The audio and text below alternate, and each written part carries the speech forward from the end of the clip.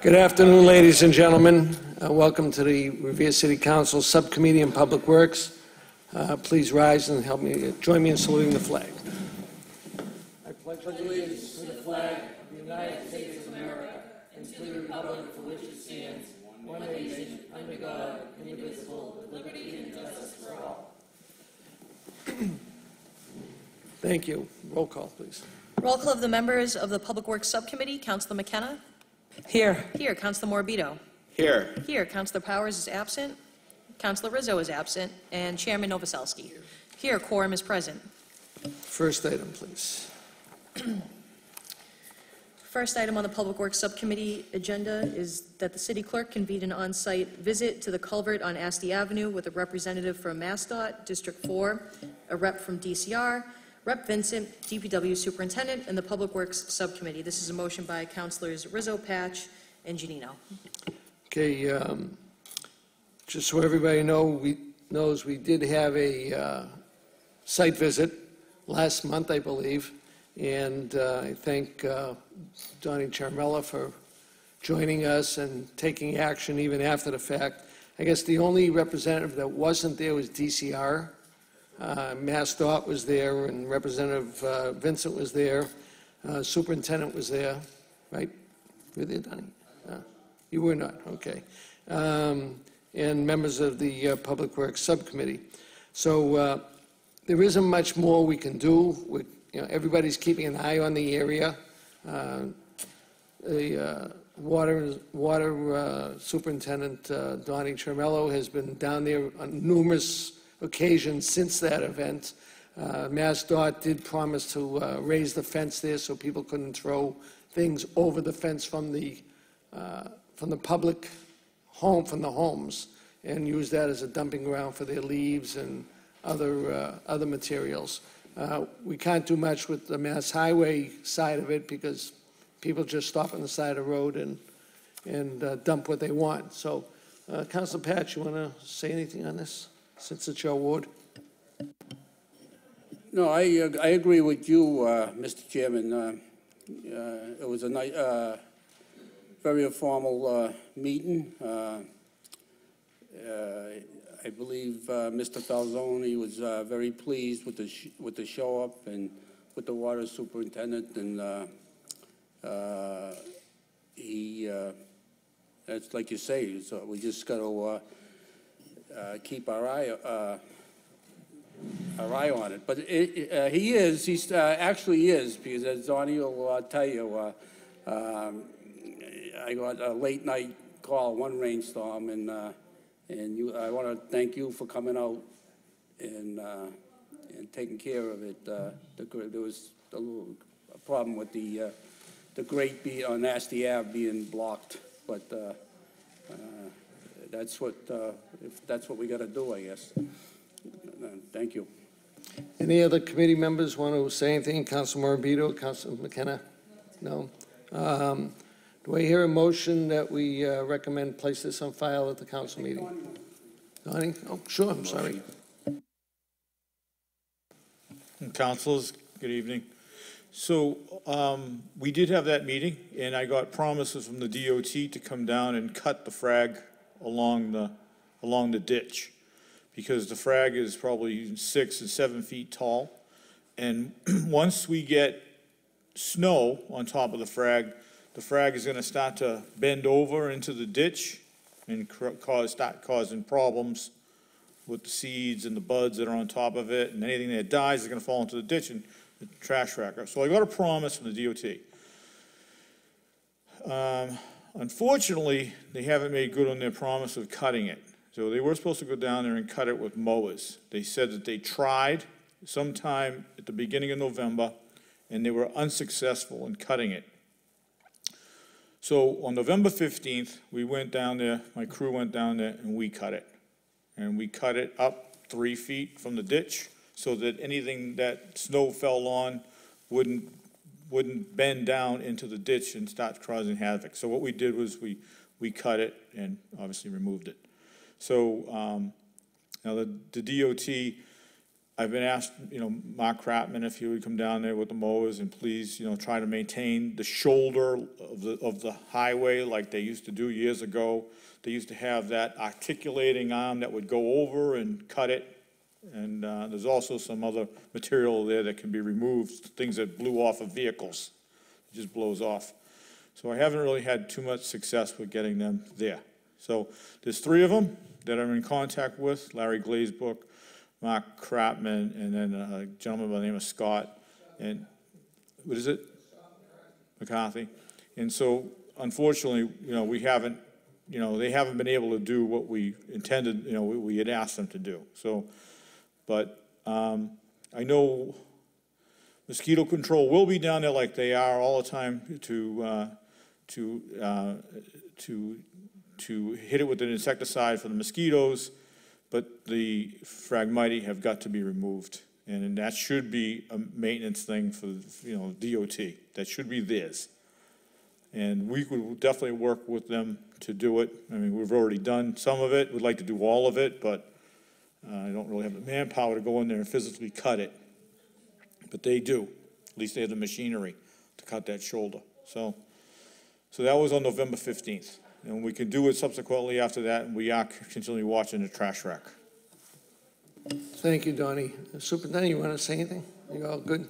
Okay, do I hear, Councilor Morabito? Mr. Chairman, if you can give me a 2-minute leeway, just to be a little off topic, I just want to commend Mr. Chiaramella on the work you've been doing. I'm so pleased. I am very, very pleased. Every time I call you, whether it's spur of the moment, whether I email you, you are so responsive, very responsive, and that's an attestment to your leadership. So thank you very much. Thank you very much. That's what I'm here for. A motion from the committee to place this on file. All in favor? All opposed? Thank you. And the next item on the agenda is a motion presented by Councilor McKenna. This is regarding a comprehensive educational program for the residents of Revere relative to the new trash and recycle bins. Well, I guess I'm going to turn this right over to Councilor McKenna for our schoolhouse lesson. I'll be brief. I put this together because I just don't want it to fall on the wayside. I want people to really not abuse these trash bins. And so far, there's been a lot of PR on Revere TV.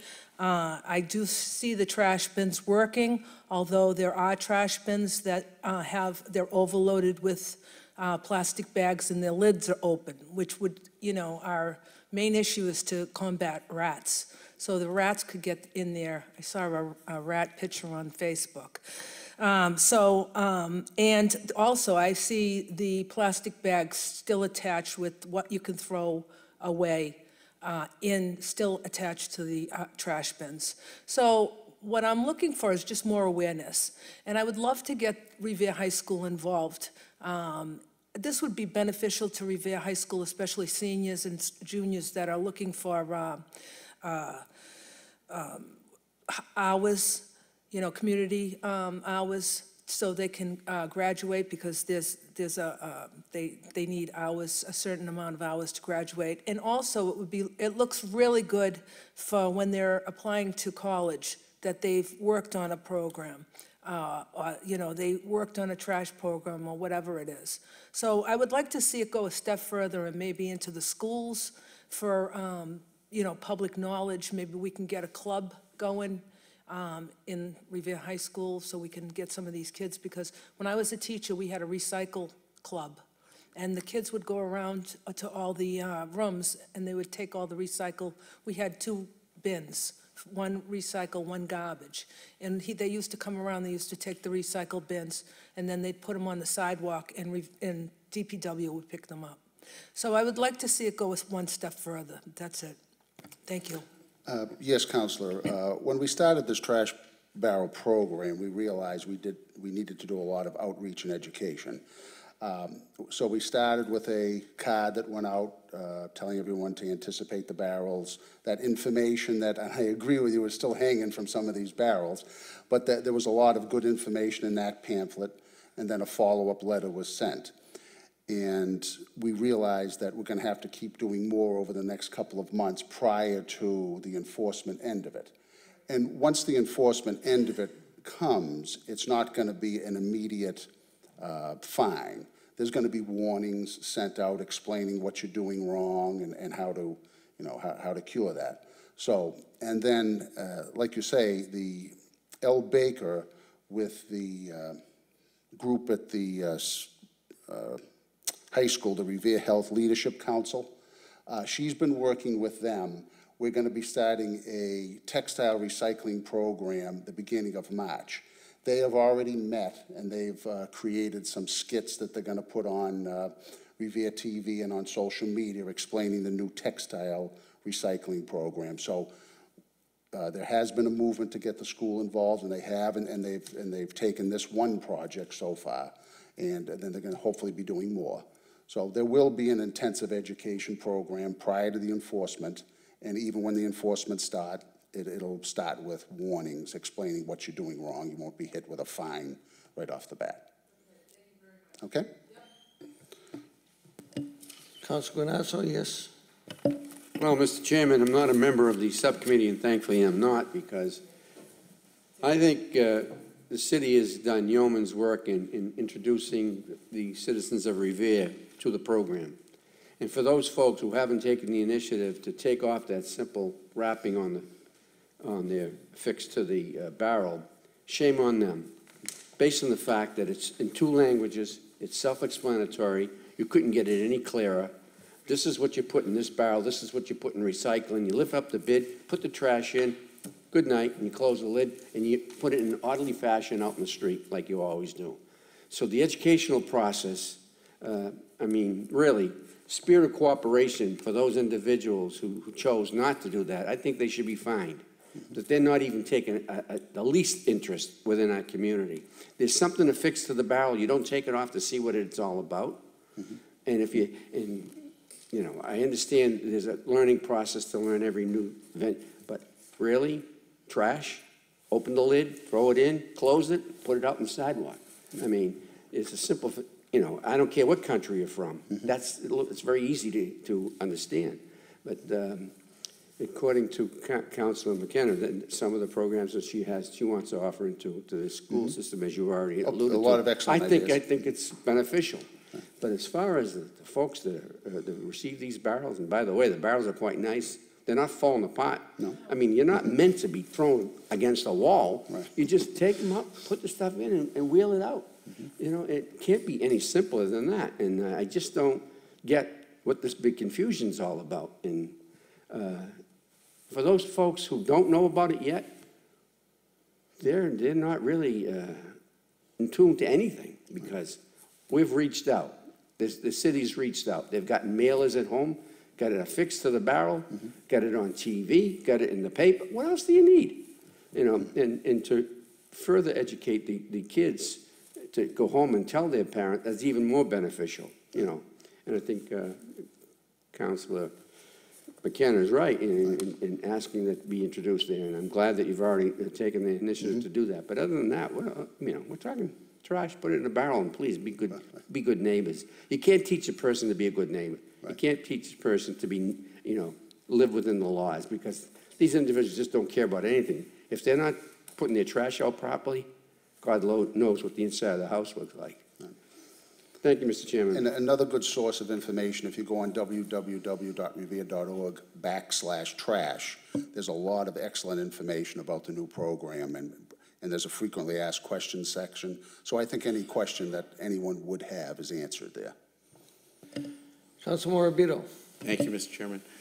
For the most part, I think we've taken the right measures to, as a city to get the word out, but I do like what Councilor McKenna mentioned about getting the information related through the students, because a lot of times at home, you have parents who are not speak English or English isn't their primary language. So I think it's very important to use the students as a tool to relay the message. I'm not sure if it's legal to, are we allowed to send pamphlets out to all the Yes. parents? Did we do that? Yeah, positively. Yeah. Like I say, El Baker with the community development has reached out to this particular group, who also works with Revere Cares. I'm sure there's other groups at the high school. But other than Revere High School, I'm talking about elementary school, kindergarten, are letters going home with their parents? Not yet, no. Not yet, but like I eventually say, they will. This is going to be a couple-month education process, and we're also actively pursuing DEP grants. They have a substantial amount of money that specifically for education and recycling. So we're actively pursuing those and hope to get some money this coming year.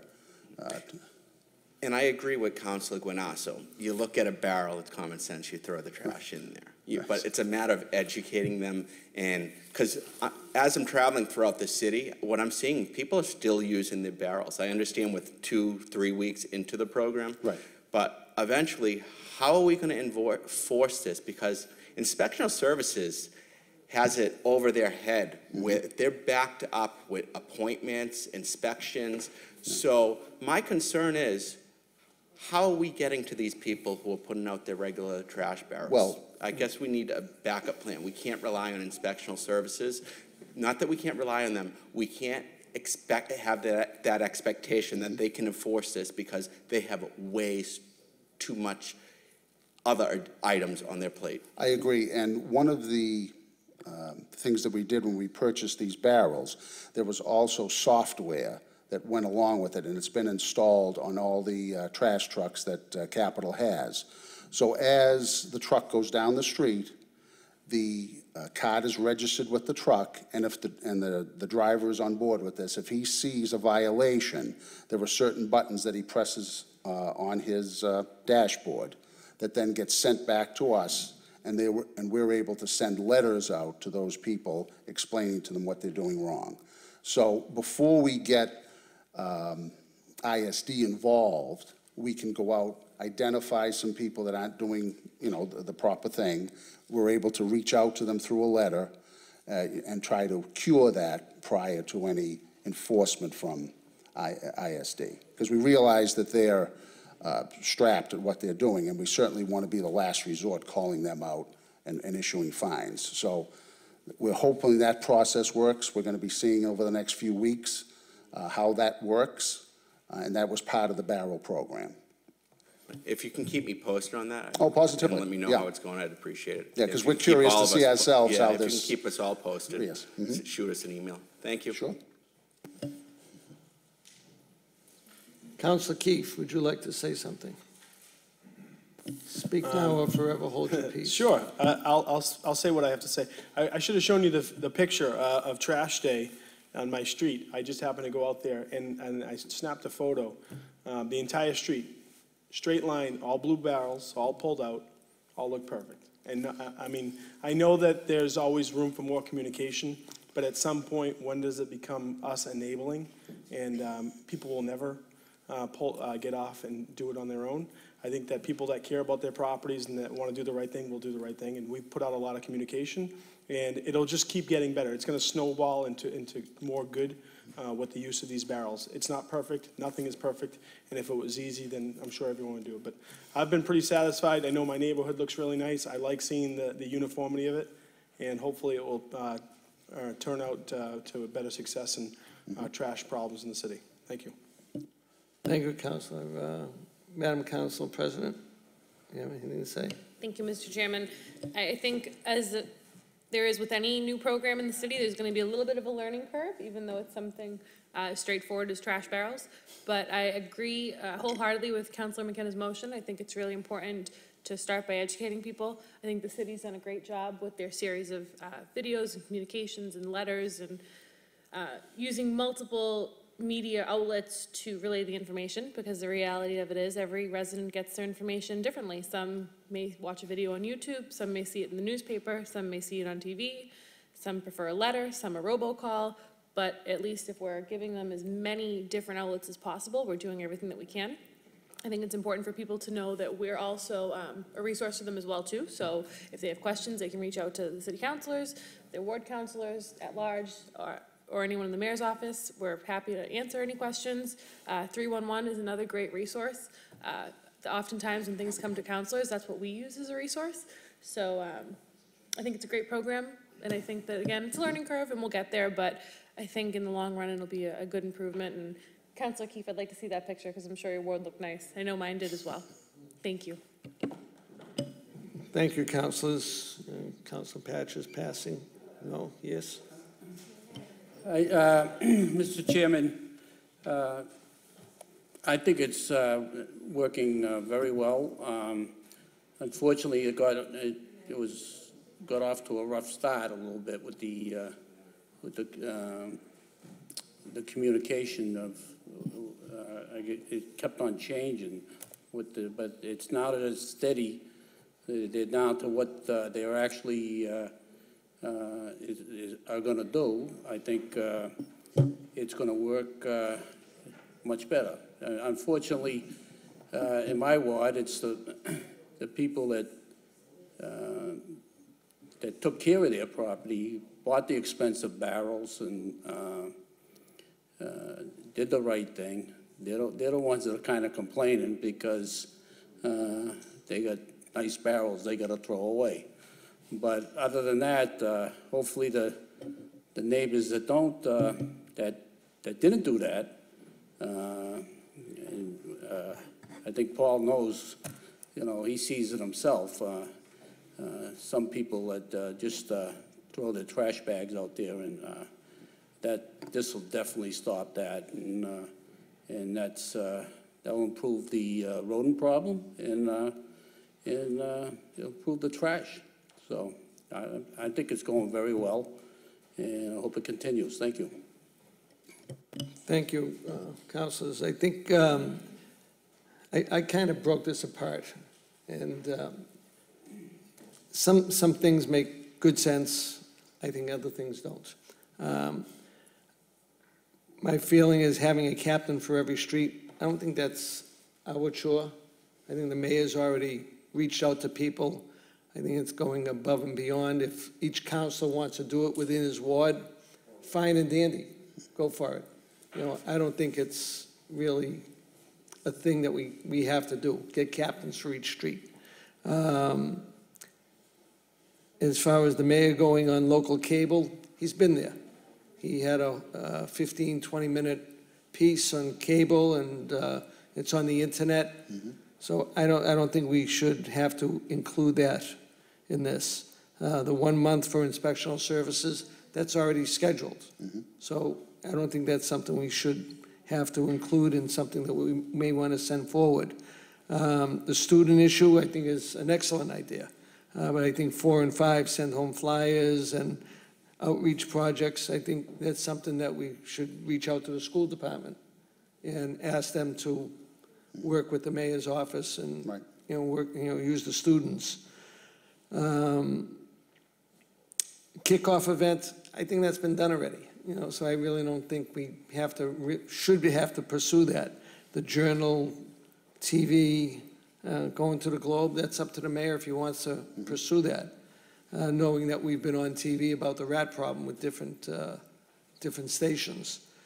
The banner, what's your thoughts on putting the banner on Broadway? Well, we could certainly do that. Yeah. And we could utilize some of these electronic billboards that have appeared around the city. Okay. I've noticed other cities and towns do that. We're looking into doing that. Okay. And as far as active involvement of Beachmont Improvement Committee and Revere Beach Partnership and Revere Beautification, Council, you know what they always say, when you come up with the idea, you become the chairperson? Well, we should make that your duty to reach out to those 3 organizations to see if they can help us do that. I think it's a perfect thing, so, but I'd like to pursue some of these things, but some of them I don't think we should include in the request to the mayor. I'll be the trash lady? We're gonna give you a shopping cart. So, I would hope that we could eliminate number 1, number 2, and number 3 anyway. And hang in for, pursue number 4, 5, 7, and 8, to the mayor, and we'll make a note that item 8, Council McKenna will pursue herself. Mr. Chairman, can I just say that when this was written, a lot of this stuff was just being done, so now it is being done, so it is repeating, but when we wrote this, it wasn't being done, so it was just starting to be done. So we can eliminate those items that have already been done? We're talking about 1, 2, 3, and 6. 1, 2, 3. Keeping 4, 5, 7, 8. 4, 5, 7, and 8, yes. Okay. So then we can put that to bed tonight. Yes. Yes. Okay, and we'll put it in a bullet point form to the mayor if we could. Okay, and copy Okay. to the superintendent, of course.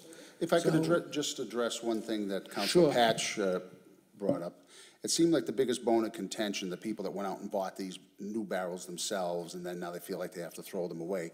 We have 6 trash, we're going to call them holidays, that you can have overflow trash. You can use those barrels still on those holidays, so you don't have to discard them. They're going to be useful to you on those weeks that we deem that, extra trash would be generated at people's households. So you don't have to throw away your new barrels that they will be useful to you. Right, and that's not just 1 barrel, that's 1 barrel for every blue barrel. Yes, That- exactly. So if you As have long as 3 it's done barrels, correctly and the cover's if you have 3 closed. barrels in your house and it's a long weekend, Yeah. now you can put 6 barrels out, Right. basically. 3 of the new ones and 3 of the old ones. Exactly, so you don't And- have to discard And them. while I have you here, Mr. Superintendent, you just clarified the old barrels, so that's good. What do we do about private housing projects that have their own barrels that are violating the bags and leaving the Well, unfortunately, the housing authority, I guess, it's tough. I don't think the city is even allowed to fine them. There's something that prevents that. I think they have come a long way. They have purchased new barrels Right. themselves, almost identical to the ones we have. So I think they're trying to clean up their own act over there. And in some cases, they put in their own dumpsters. Yes. In some projects. Right, so I think they've come a long way in the last Absolutely. few months, so But I happened to get a photograph this morning of 525 Beach, okay. where they had, 5 barrels out, and every single one of them was overflowing. Right. I mean, if it's a federal housing authority, I think I would be Yeah. a little bit limited there, I'm not sure. Well, I'm sure we can send them letters, but Oh, yes, we can I put certainly- it, I put it on 311 Right. myself to I'm let them know. I'm sure they'll work with Yeah. us, I mean, if we bring it to their They should be attention. putting out more barrels for 30 Right. units, more than Exactly. five barrels. Right. So we can work on that, I'm Okay. sure. Any other barrel issues? Council Patch? Thank you, Mr. Chairman. I just thought of one other complaint that I got. And as far as grass and leaves, Yard waste, they can put that in a barrel, their old barrel? Yeah, there's no change to that program. They could put it in the paper bag. They can put it in their barrel, open, so they can see what it is. Yes, there's no change to that program. Okay, but it'll still be the same schedule every Still year? the same schedule, yep. Okay, thank you. I'm glad you brought that up, Council Patch, because that's another reason to keep your old barrels. Yes. You can use Right. that for You your can- yard waste on Positively. the off weeks, That's right. so. But other than that, any other comments on the barrel program? Okay, you're Oh, welcome. Thank you very much, appreciate that. And that's the last item on the Public Works Subcommittee. Thank everybody for your attendance, and we'll look forward to bring this up at the council meeting for recommendations. Thank you.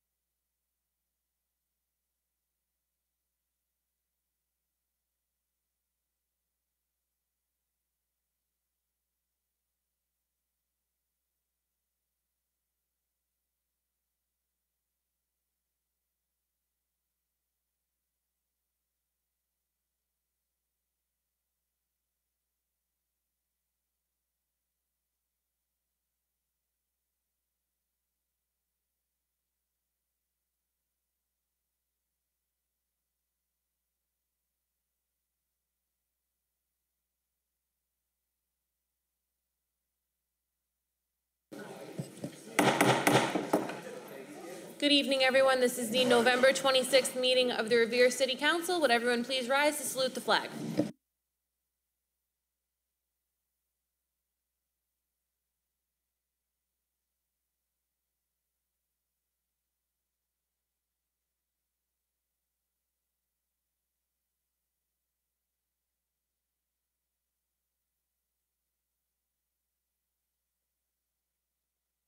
Roll call of the members, Councilor Guanasso.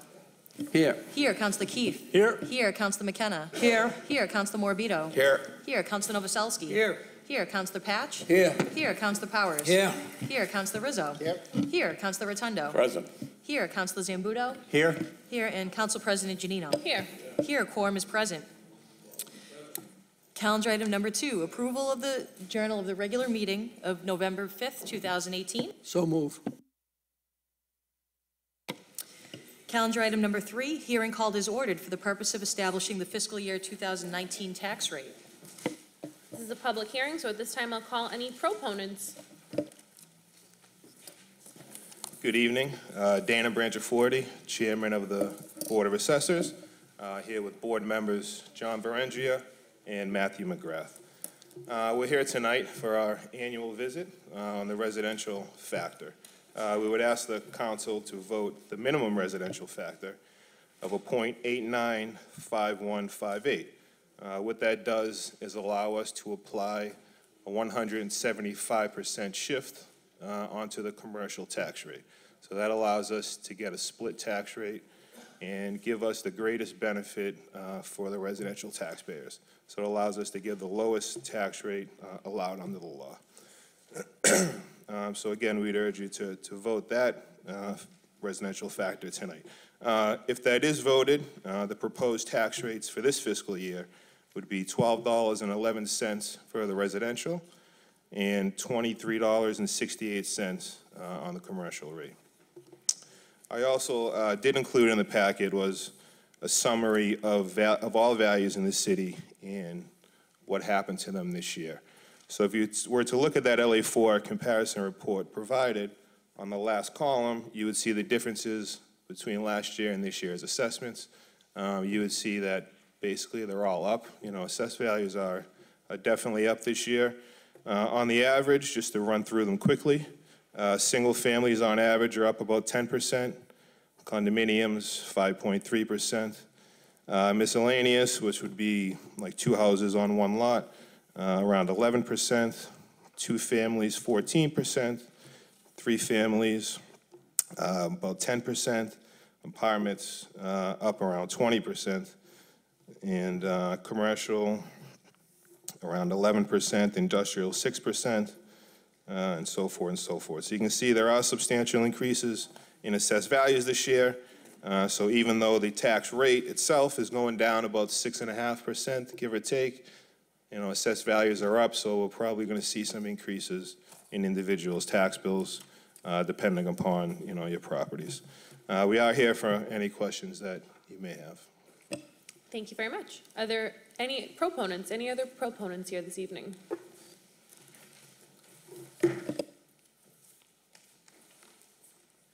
My name is George Anzoni, Director of Finance for the City of Revere, 281 Broadway, Revere, Mass. Financial team went over this tax rate, scrubbed it down, made sure that all the laws and acts were followed, and that it's the lowest tax rate possible that the City of Revere can provide to the taxpayers. And I urge the City Council to please approve the residential factor as presented to them. Thank you. Thank you, Mr. Anzoni. Any other proponents here this evening? Seeing and hearing none, we'll close that side of the hearing. Are there any opponents here this evening? Anyone opposed? Seeing and hearing none, we'll close that side of the hearing. Any councilors have any questions? Councilor Rizzo? Thank you, Madam President. Just one question. Can you give me the tax rate again? I missed it. I didn't have my pen handy. Certainly. Residential is Yep. $12.11. Yep. For comparison, last year it was $12.96. Okay. Commercial, $23.68, and last year $25.36. So again, it's roughly 6.5 to 6.2% Okay. reduction. Okay. Just wanted those numbers. Thank you very much, Madam President. Thank you, Counselor. Counselor Novoselsky? Already been answered, thank you. Counselor Powers? Thank you, Madam President. Question, overall, have you done the average increase for homeowners throughout the city? Let's say Oak Island versus Point of Pines versus Ward 6 or Beachmont? Sure, I mean, it's going to vary section to section. I did an overall kind of an average increase that someone may expect to see by class. So single family, based on the average increase, they'd see about $130 increase in their taxes. Again, that may vary section to section, but overall, that's what we're looking at. In a two-family? Two-family would be about $350. And I will say, especially in the western part of the city, off Revere Street, off of Sergeant Street, off Malden Street, they're going to see larger increases than that. The assessments in those areas are, 15 to 20%, increase on the average, maybe some more. So they may see a little more of a bit of an increase than, say, Oak Island or, Yeah, so what you're saying, basically, people living on the east side of the city are going to see a lesser percentage? They may, I can't say that for sure, but on our average, kind of looking at everything, the average came out to $350, but I did notice doing some data analysis that the western part of the city seemed to be, a little bit more of an increase. Thank you very much. Thank you, Madam President. Thank you, Counselor. Counselor Morbido? Thank you. Can you give me the breakdown in base residential versus commercial? As far as what? Like, what's the percentage, 90 to 10%? How much of the tax base is residential versus commercial? So tax base, we are 80. That number somewhere.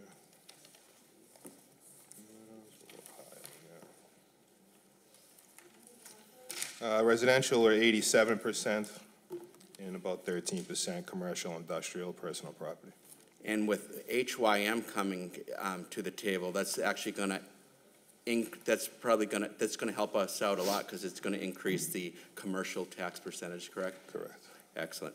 I noticed how you mentioned how our tax rate is lower than last year. I was doing my own history, and when I first got on the council, our residential tax rate was $15.55 in 2014, and our commercial was $31.55. And right now it's $12.11. For next fiscal year, it's going to be $12.11 and $23.68 in commercial. That's amazing. That's good. I like to see it go the downward trend when it comes to taxes. So. Right. Again, I would just stress that the tax rate is decreasing, but the end result of individuals' taxes probably not decreasing, but increasing, because the assessed values are increasing, and those work, inversely. Exactly, but it's a catch-22 because what happens is home values, it's always assessed less than the home value. So if someone sells it, they're going to get a high amount for their property anyways. So Yeah, most likely. Thank you. Any other counselors? Roll call. Oh, Counselor Rotundo? Thank you. How are you, Dana? Great. What percentages are residential to commercial at this point?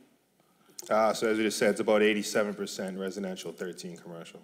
And how did it jump from 99 to 1% last year to this year? 99 to 1. Yeah, last year I remember speaking distinctly and asking you the question. You said it was 1% commercial growth versus 99%. Growth, I'm sorry, that you said taxation. So it's 75% residential on the growth and 25% commercial this year. This year, so on it's the much growth. And what sector of commercial are we gaining growth in? Is it residential construction being categorized as commercial, or is it something else? No, it's strictly commercial. We're seeing a lot more mixed-use properties now, apartments with first-floor retail. So again, that's kinda what's starting. it's apartments. You're with the seeing commercial mixed use, a component. lot of mixed use. Okay, thank you. You're welcome. Any other counselors? Madam Clerk? Shall the city council adopt a minimum residential factor of 0.895158 for the purpose of setting the fiscal year 19 tax rate? Councilor Guanasso? Yes. Yes. Councilor Keefe? Yes. Yes. Councilor McKenna? Yes. Yes. Councilor Morbido? yes. Yes. Councilor Novoselsky? Yes. Yes. Councilor Patch? Yes. Yes, Counselor Powers. Yes. Yes, Counselor Rizzo. Yes. Yes, Counselor Rotundo. Yes. Yes, Counselor Zambudo. Yes. Yes, and Council President Janino. Yes. Yes, the residential factor has been adopted. Thank you. Thank you, councilors. Calendar item number 4, hearing called as ordered on the application of Cellco Partnership DBA Verizon Wireless, requesting permission from the Revere City Council to install a small cell antenna on top of a new utility pole at 243 North Shore Road. Proponents. Thank you, Madam President, members of the council. For the record, my name is Victor Manugian. I'm with McLean Middleton Professional Association, 900 Elm Street, Manchester, New Hampshire. And I appear before you again tonight on behalf of Verizon Wireless. This one is a small cell installment on top of a utility pole. We had obtained a GOL back in February of 2017. And when we looked at the construction and did some more discussions with National Grid, they determined that the pole didn't have enough space to keep the major power lines away from our equipment and other equipment. So they instructed that the pole has to be replaced with a 45-foot pole. What that's going to mean is that the existing pole right now, as it stands, is 29.5 feet. The new pole at the top will be 38.6 feet. Our canister antennas, and I apologize, there's a typo on page 3 of my submission. It's not, our antennas are 38.7 inches tall and 12 inches in diameter. It says it's 38.7 feet, couldn't be that big. So when you attach the antenna to the new pole, the height will be 42 feet 8 inches, and when on the existing pole, it would have been 33 feet 6 inches. So we're approximately going to be 9 feet higher. A while ago, when these were first going through the city, we would get the GOL petition and then an electrical permit. Since then, it's changed, so we have to go through a site plan review committee. And I did that back on September 28th of this year, and they confirmed that we need a special permit through this body under section 17.16.110 of your ordinance. And we're in a, even though we're in the street, but I will give you the zoning district we're in, it's RA, and under C4 of that same section, it's an allowed installation for telecommunications facilities with zoning approval from this body. So we ask that you send this to zoning so we could see if they'll approve it and then come back here for the approval at the end. Thank you. Thank you. And just for the council's edification, this will be going to the zoning subcommittee. Any other proponents? Any other proponents here this evening? Seeing and hearing none, I'll close that side of the hearing. Any opponents? Anyone opposed? Seeing and hearing none, we'll close that side of the hearing.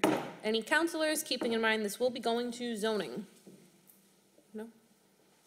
Councilor Keith? Thank you, Madam President. I know that this is going to go to zoning. I just had a few questions and maybe some preparation for the zoning subcommittee or for the committee as a whole.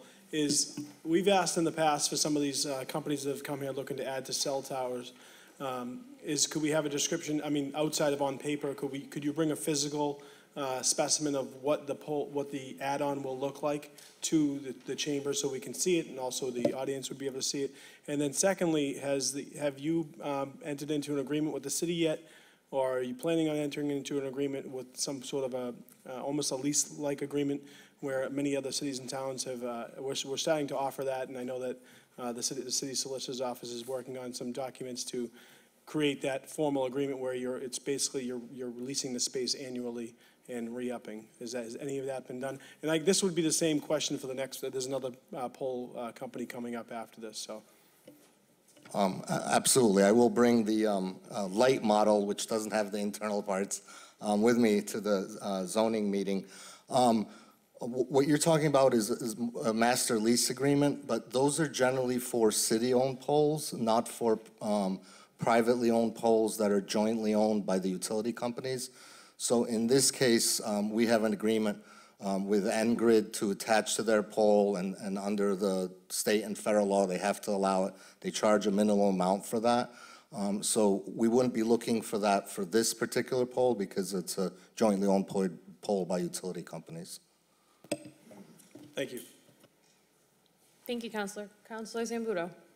Thank you, Madam President. Not to look like an extortionist, there are other ways of, there are other agreements that can be made separate from National Grid, and I would hope that you would entertain such an agreement. Now, I don't think I'm allowed to talk about that as a special permit, but it's been done in the past, and I'm sure you'll be amenable to that. Thank you. Absolutely. I'll take that back to the client. Counselor Patch. And again, this is going to zoning. I understand, I'm sorry, Madam President, but I just want to mention, National Grid has not been very good to the city with double poles, not repairing streetlights, the lockout. What is it that the city and the residents can't get any mitigation?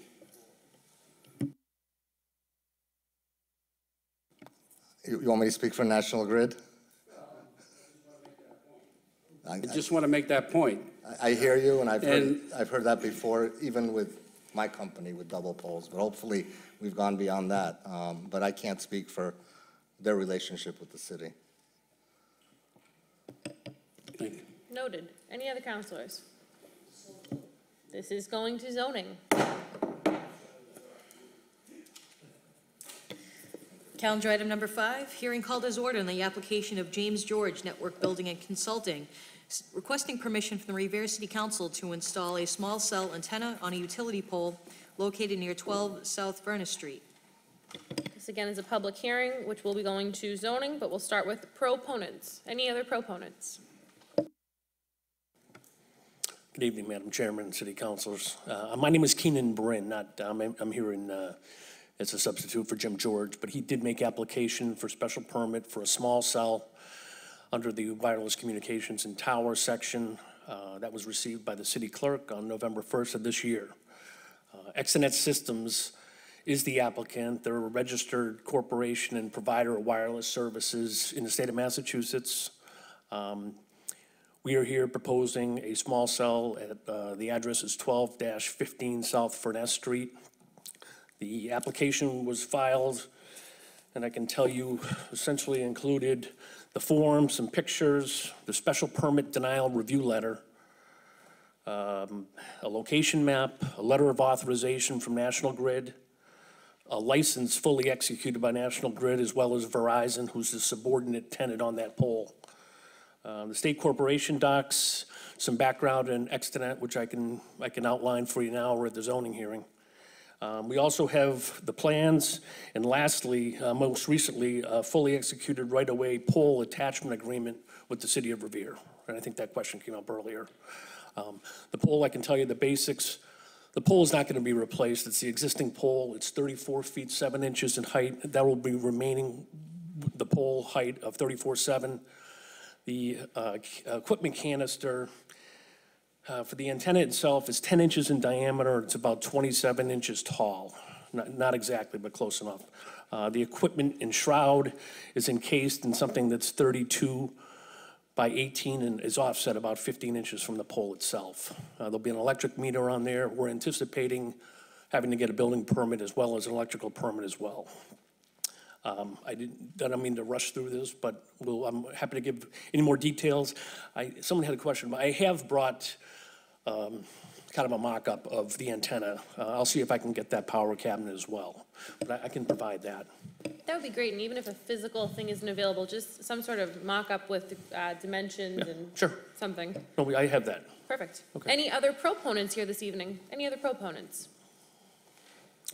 Seeing and hearing none, we'll close that side of the hearing. Are there any opponents here this evening? Anyone opposed? Seeing and hearing none, we'll close that side of the hearing. We'll open this up to any counselors, keeping in mind our prior comments of our counselors, if they'd like to see a physical copy of the document, any questions regarding lease agreements, and am I missing anything? the National Grid's terrible relationship with the city right now. Councilor Keith. Thank you. I just wanted to state for the record, I did speak to a number of, this is obviously my ward, and I spoke to a number of residents. They got the letters to appear tonight. Clearly, they didn't feel that it was important enough to come, so no one really had any issues with it. They just wanted to know if it was a good idea for them. Okay. I mentioned that we would talk and see how it was going. I was happy to see that you're working out with the city solicitor an agreement. So at least if you're going to be putting some product on the poles and you're paying Verizon or you're paying National Grid, the city's going to get some sort of a reimbursement for your use as well. Right, to answer, I think, another question, Extenet had targeted some city-owned poles. We didn't have an agreement at that point, so this would open up the table for those to be used. Yep, and then again, like I said, if you could during the zoning meeting, if you could bring a mock-up or some sort of display, I think it would be helpful for the audience and it would be helpful Sure, for us. I've done it before, that won't be a problem. Thank you. Okay, anything else? That's all. Thank you, councilors, and thank you. This will be referred to the zoning subcommittee. Calendar item number 6, hearing called is ordered on an ordinance further amending the zoning ordinances of the City of Revere, repealing section 17.16.280 relative to retaining walls. Are there any proponents here this evening? Any proponents? Seeing and hearing none, we'll close that side of the hearing. Are there any opponents? Anyone opposed? Seeing and hearing none, we'll close that side of the hearing. At this time, I'll open it up to councilors, and again, this will also go to our zoning subcommittee. Any councilors? Councilor Rizzo. Thank you very much, Madam President. This was actually an ordinance change that I had submitted. I think it's pretty non-controversial. It's just asking for this particular section to be stricken and allow the city to use the state code, which makes more sense. Right now, anybody putting up a 3-foot retaining wall has to get a registered civil engineer plan. It's just unnecessary when the state code calls for 4 feet. I'm told, though I haven't had direct conversation, that the city engineer would not be in opposition to this. In fact, I think by virtue of him not being here shows that there's no real problem with it. It just puts unnecessary and undue problems onto any potential builder, especially something that small. A 3-foot retaining wall should not have to be, should not have to have any builder go through that type of trouble. That's usually where, a homeowner would come into play, and why put, a homeowner that wants to do some work through that, unnecessary stress and aggravation. So hopefully this is something that we can approve. Thank you very much, Madam President. Thank you, Councilor. Councilor Zambudo. Thank you, Madam President. This certainly sounds like something I can support. I've had instances where people were furious that having to build a 3-foot wall, they had to get a registered engineer to do the drawings for them at an expense that, so what I'd like to see is at the zoning committee, both the state code and the what we have right now in place for the city, and obviously we want the city engineer here for the hearing, but I certainly would be in favor of this. Thank you. Thank you, Councilor Zambudo. Anybody else? This will go to zoning. Calendar item number 7 is the zoning subcommittee report. So the zoning subcommittee met back on November 19th, and at this time I'm going to open it up to Councilor Rotundo for his committee report. Thank you, Madam President. I'd like to take a moment of personal privilege. During the meeting, it was discussed that the Innovation Building was mitigation for the city of Revere. After taking a look at the filings with MIPA, extensive review of videotapes of various meetings, as well as reports here in the Journal, I have to say that the Innovation Building is not mitigation for the city of Revere. In fact, it's reiterated both on the East Boston side as well as here in Revere based upon the filings in 2.7 of the 450-page document submitted to MIPA. My biggest concern about reading this out of committee, to be quite honest with you, is that we have no mitigation, none whatsoever. That's why I've asked, and you have the request for the dates and times of when mitigation took place. because we don't have any. I've been told that the development in itself is mitigation. If that's the case, that's the same thing in East Boston.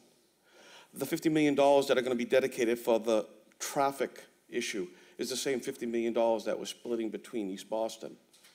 So I have a real problem with that, looking at the linkage fees bylaw that's going to be sent over to Boston and other mitigating factors. That's a big problem to me. However, I do look at the project in its totality as an appealing product, and I will be voting for it. But I have to point those very issues out. I will be, to my dismay, reporting out favorably with the considerations by site plan review, and that's it. Thank you, Councilor Rotundo. So this will be going to a vote this evening, so I'll ask any councilors for any prior comments. I know there have been extensive meetings on this topic. Madam President, I just want to offer one comment out of respect for the developers, because just to follow up on what Councilor Rotundo said, you know, we were told at the last meeting that this 18-month process was, you know, somewhat a long, drawn-out process to get to a point of these approvals. And I just want to remind you and others that I did not support the overlay district originally that would allow for housing. I have very grave, strong concerns about over 10,000 units going into one location like that. The commercial is very appealing, and I know we're going to have mixed use. There's no problem there with mixed use. It's the scale of the residential and the fact that the first 2 phases of this project, it's a 4-phase project slated to go now, I've heard things like up to 20 years. You know, the first 2 phases are heavily weighted in residential, over 80% residential. So, you know, without anything in writing, similar to what's happened now down at Wonderland, similar to what's happened up in Overlook Ridge, you know, without something in writing, and Councilor Rotundo just actually brought up the mitigation point, which, you know, that in and of itself, I mean, I was asking early on for something similar to a host community agreement where certain things would be promised to the city. I mean, our city, we need a high school, we need a new youth center. There's so many things that this city needs that possibly above and beyond what the assessment and taxation would provide for, that a project like this, of this magnitude, with the billions of dollars being spent on it, could have been ascertained by the city. So, you know, I'm not trying to sway any other councilors, but I just thought that before I vote on this, I wanted to make it clear the reasoning why that I could not support it. It's the scope and the fact that the city is not getting, I believe, our fair share, at least certainly not in the short run. When it's fully built, there'll be some tax benefit, I guess. But the question is going to be, is it worth putting over 10,000 units during, you know, in that one specific location when we haven't started even thinking about Wonderland Dog Track yet? So I'm just very, very apprehensive, and I will not be supporting this evening. Thank you very much, Madam President. Thank you, Councilor. Councilor Rotundo? I know other councils may feel differently, but quite frankly, I wouldn't mind tabling it and seeing if the mayor could reach a host community agreement. But looking at the faces in the council, I see that's not going to happen. Councilor Powers? Thank you, Madam President. I just heard the number again of 10,000 units, and I'd like someone from the developers team to come up here and give us a more definitive count on the units. Particularly, I want to make one thing clear. It's my understanding that 10,000 units will not be going in the city of Revere. Is that? No. And I think when a remark like that is out there, I think it causes some alarm of the citizens of the city when we talk about 10,000 units. Is there someone from the developers team that Point of information, Madam President. This is a simple answer. He doesn't even have to come to the table. All you have to do is go to the filings that he filed with the PNF to the BPD. I'd like to hear it from the developer right here. It says it right there. Thank you, councilors. Sir?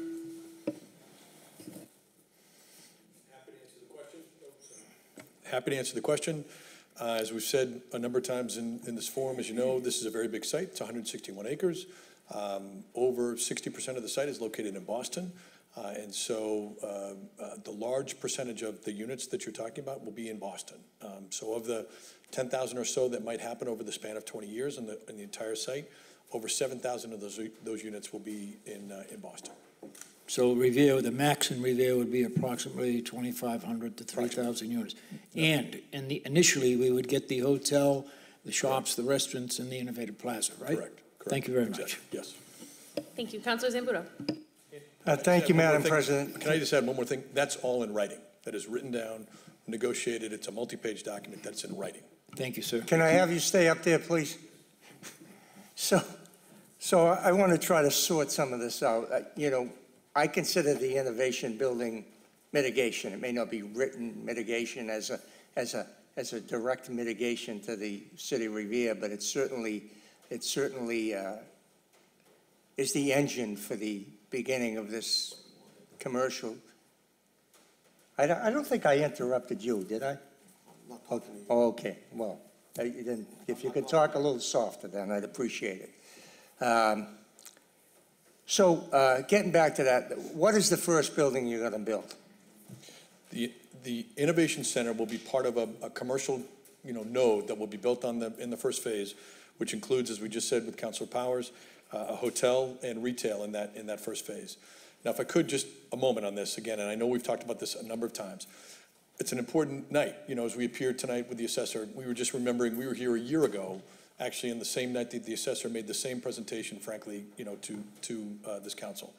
And to me, the stark number, for the city to focus on is that 13% of the total taxable property in the city is commercial property, right?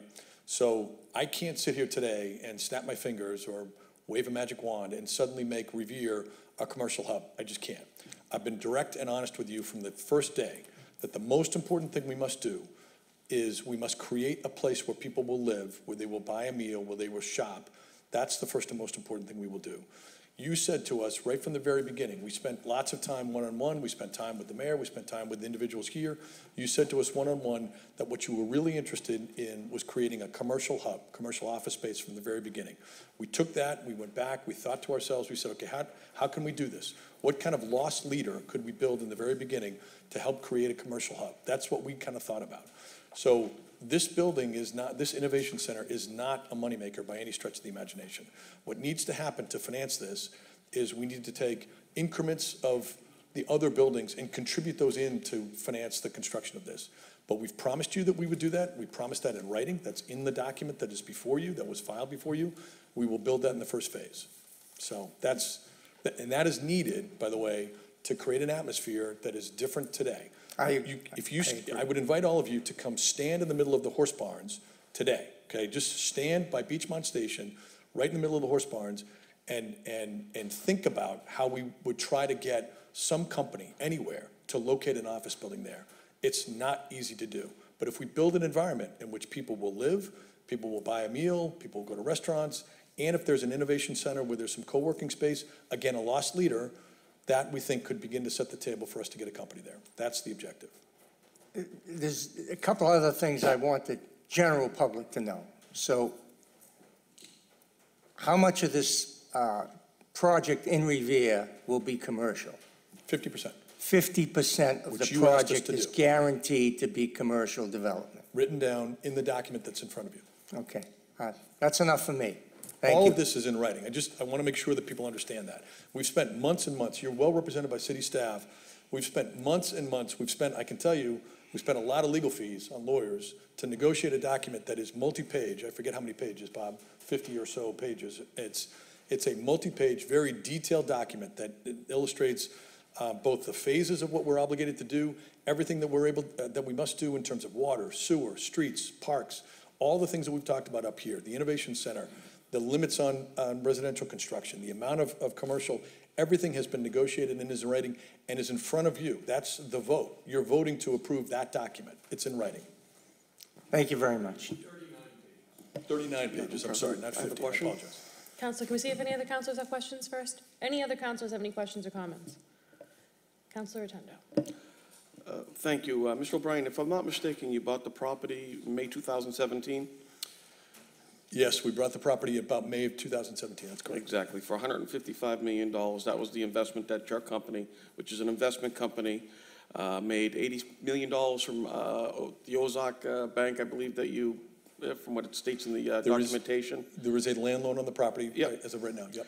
And part of that, you put in a letter of intent in, I believe, November 2017 with Boston, the BPDA, and then subsequently PNF in order to help attract Amazon. And part of that was why you had to go to Plan B, because Plan A didn't work because Amazon chose to go elsewhere. Amazon was a surprise. Correct. This is what you do. This is your business, and everybody's acting as though, you know, this is just a one-way street here. You know, this is a two-way street here. I'm not asking for any sympathy. No, I'm not. I totally agree with you. Of course. We're just telling you, here's everything what that we you say is actually in the document. Yes. The first 10,000 that you proposed for Amazon is there. It states it. It's on page 17. I remember at the top of my head. But more importantly, it changed because Amazon doesn't come, and now Not true. What we did was, no, Counselor, what we did was we proposed two alternatives, right? So at the time, when we purchased the property in May of 17, our plan was to build, you know, the numbers of units of housing, the commercial pieces. The commercial, I will tell you, as much as, you know, as we went into this kind of having some assumptions about what the city of Revere might want, the ardor for commercial property and the need for commercial property was something that was not what we fully expected. So we did have to kind of rethink that a little bit on our side, you know, right from the very beginning. But you changed your proposal because you helped instruct us on that. But we were on that path. Well, these Boston taught you helped is what I'm instruct us talking on that. about. No, you helped instruct us on that. As we get down that path, the Amazon thing came in September. I think it was September the 8th or 9th or something like that of 17. And then the response was due on, I think, October the 20th or Right. so of 17. So we scrambled to try and figure out, okay, how can the program be adjusted to accommodate Amazon's requirement for 8 million square feet, which we think was a worthwhile thing to do. It was absolutely worthwhile. We all competed well. Everybody, you know, we felt And this good is my about it. point. Yeah. That's business. Yeah. That's what you're here to do. Everybody's acting like this is, you know, you're doing this for. Councilor Rotundo, with all due respect, you chaired several hour-long meeting on this topic that you had the opportunity to ask any questions, as well as this entire council did. We've discussed multiple meetings. Are there any other questions? Do you have any other direct questions you need to ask? If you're going to allow the levity for other people, and I thought I would take advantage of it, I already gave you my report. It's up to you to put it to a vote or not. Thank you. Do any other councilors have any questions, comments, concerns, or anything else? Councilor McKenna. Thank you, Madam President. So enlighten me, because I might not know this, but is it mitigation, not money, but is it mitigation, new sidewalks, shrubbery, trees, lighting in our side of Revere, bike paths, walking paths, making the city aesthetically pleasing?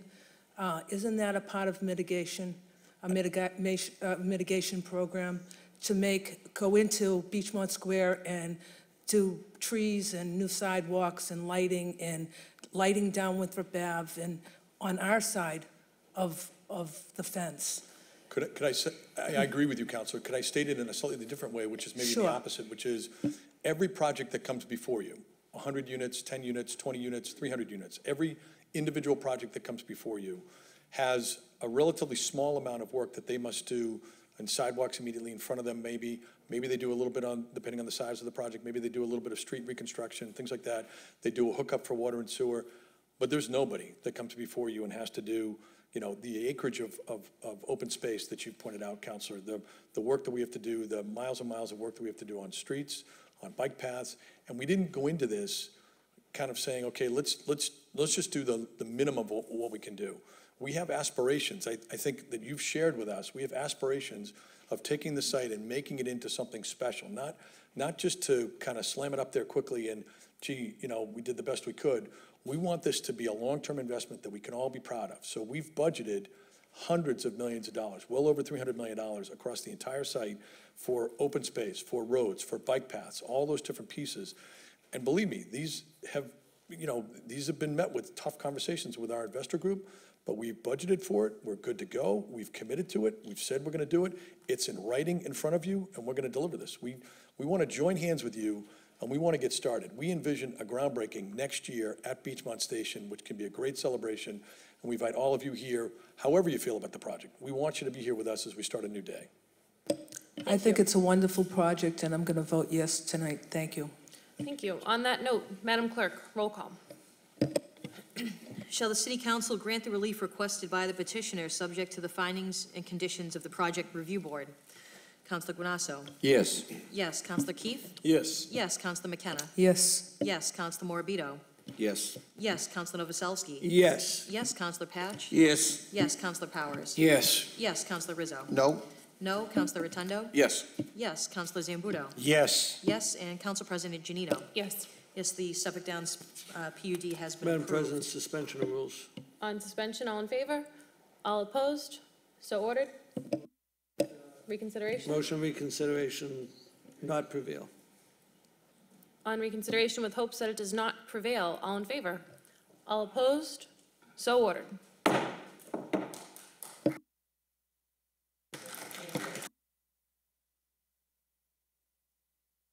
Calendar item number 8 is the Public Works Subcommittee report. Councilor Novoselsky.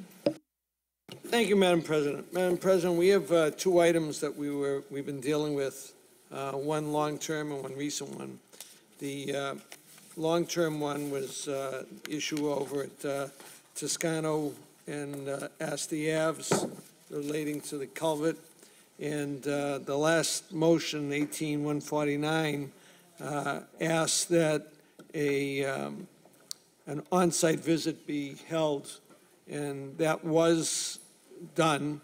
And we, as I stated during the meeting, there was representatives from MassDOT, 3 to be exact, nobody from DCR, Representative Vincent, DPW Water Superintendent Donnie Charmello, and members of the Public Works Subcommittee. The city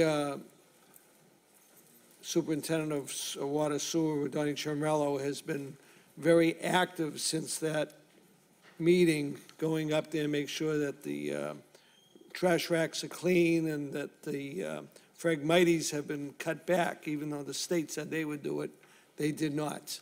And Superintendent Charmello's crew cut back 3 feet on either side of the ditch to make sure that the Phragmites don't fall in and fill it in during the wintertime.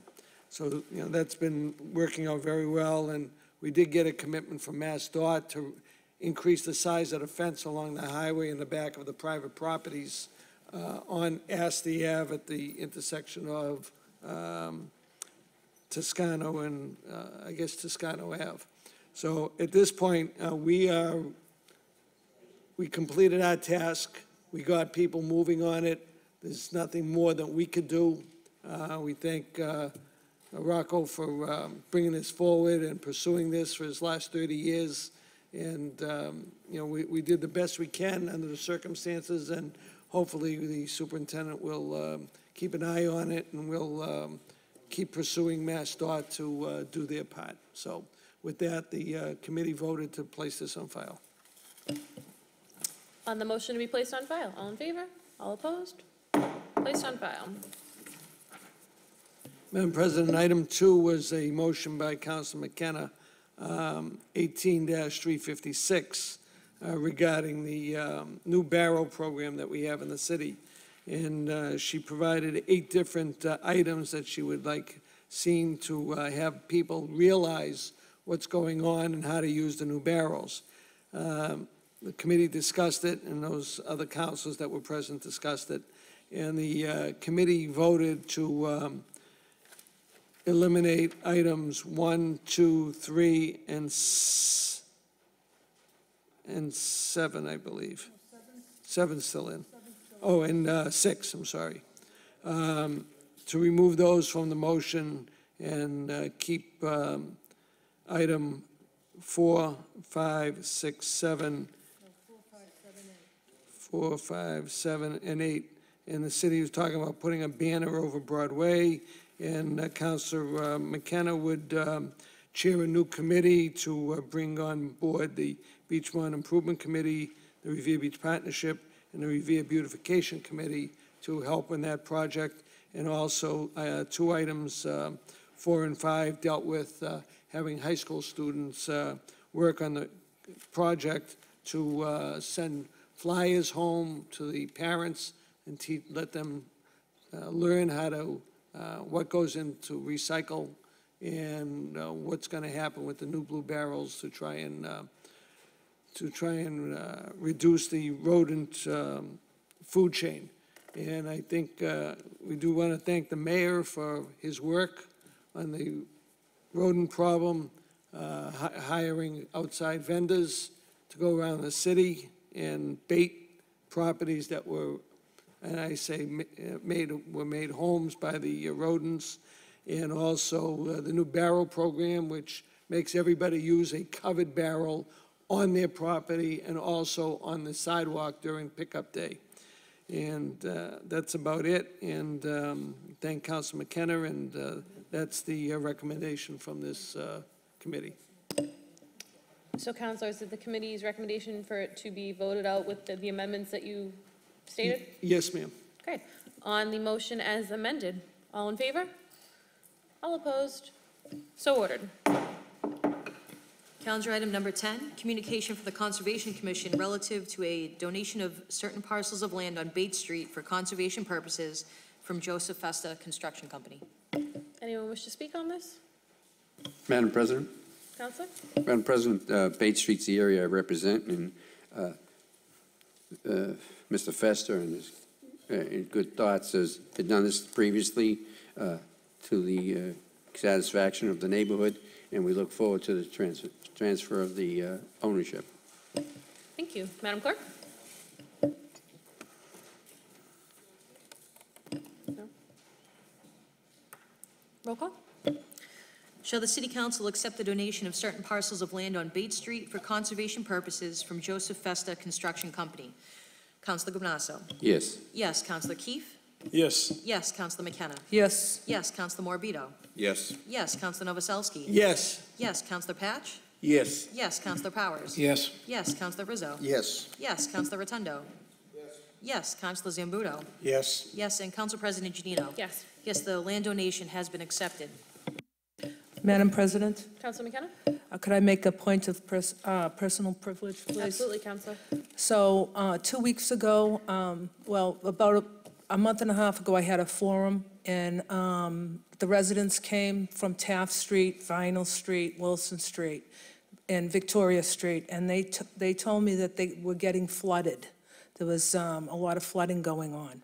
So I called Donnie Charamello, Mella, and I asked him if he could look at the sewer, clean the sewer pipes.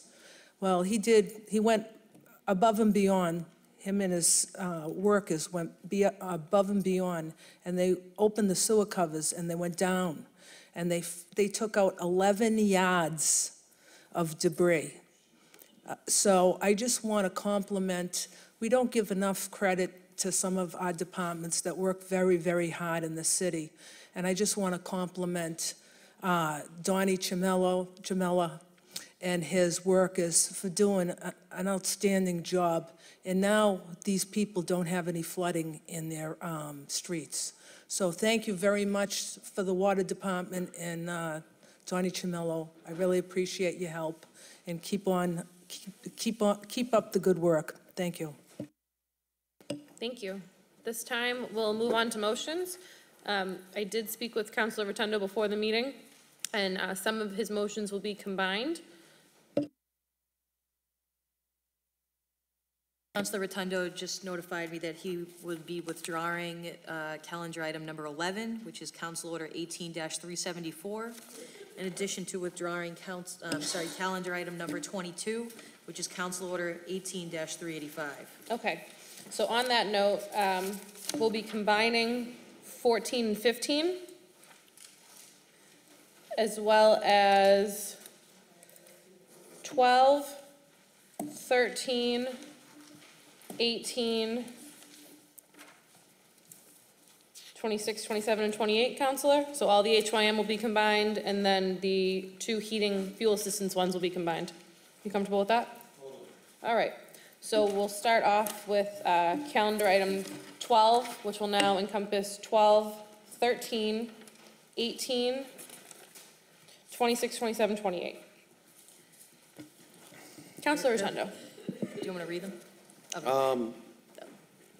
You want to Okay, read? sure. So calendar item number 12, which has since been combined with the other motions, presented by Councilor Rotundo, that the mayor request Frank Stringy, Bob O'Brien, members of the Suffolk Downs Advisory Group, and/or any consultant advising the city on the Suffolk Downs development to appear before the city council.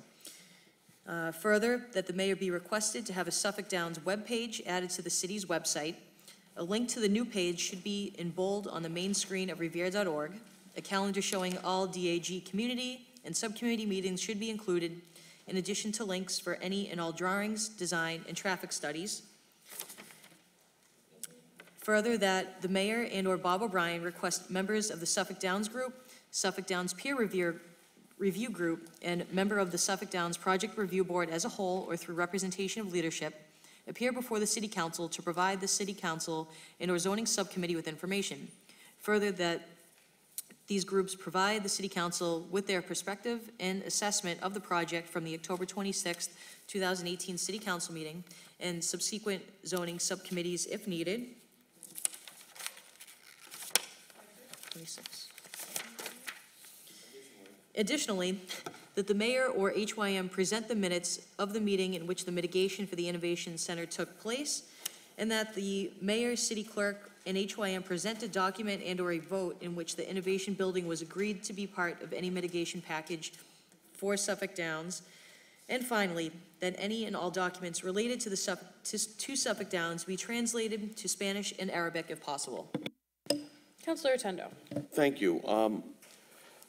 I take a look at East Boston and see their filings with the BPDA, and it's very succinct. They have it on their website. Anybody can go there and get them. They're chronological. They can be translated into Spanish in some cases. Considering our population right now is probably about 35% Hispanic, and English as a second language is very prevalent. Probably another 10% is of Arab speakers, and I think that would be a service to them. But more importantly, I want to know for the next round with HYM, what mitigation we're getting. I don't remember or recall a single date in which any mitigation took place, period. I don't agree that having sidewalks done and shrubs are mitigation. If that was the case, then quite frankly, Overlook Ridge has overdone their bid here, because if Charlie would like to speak about it, they were given the many streets that they had done for the city of Revere, as well as $2,000 per unit, as well as a fire station. That's mitigation. So I want to see what mitigation we're going to get out of HYM. This is a multi-billion-dollar project that's going to span over 10 to 20 years. It's going to be the largest project in the history of Boston, based upon what they're saying performance-wise. When you look at their documentation and their iterations, both in Revere and Boston, this will be the largest product that's in Boston, larger than Assembly Row. So I'd like to see what we're going to get, and if we don't have anything, I would like to start making some strides in order to set up certain legislative guidelines, such as housing linkage, and perhaps work with CAPIC in developing affordable housing.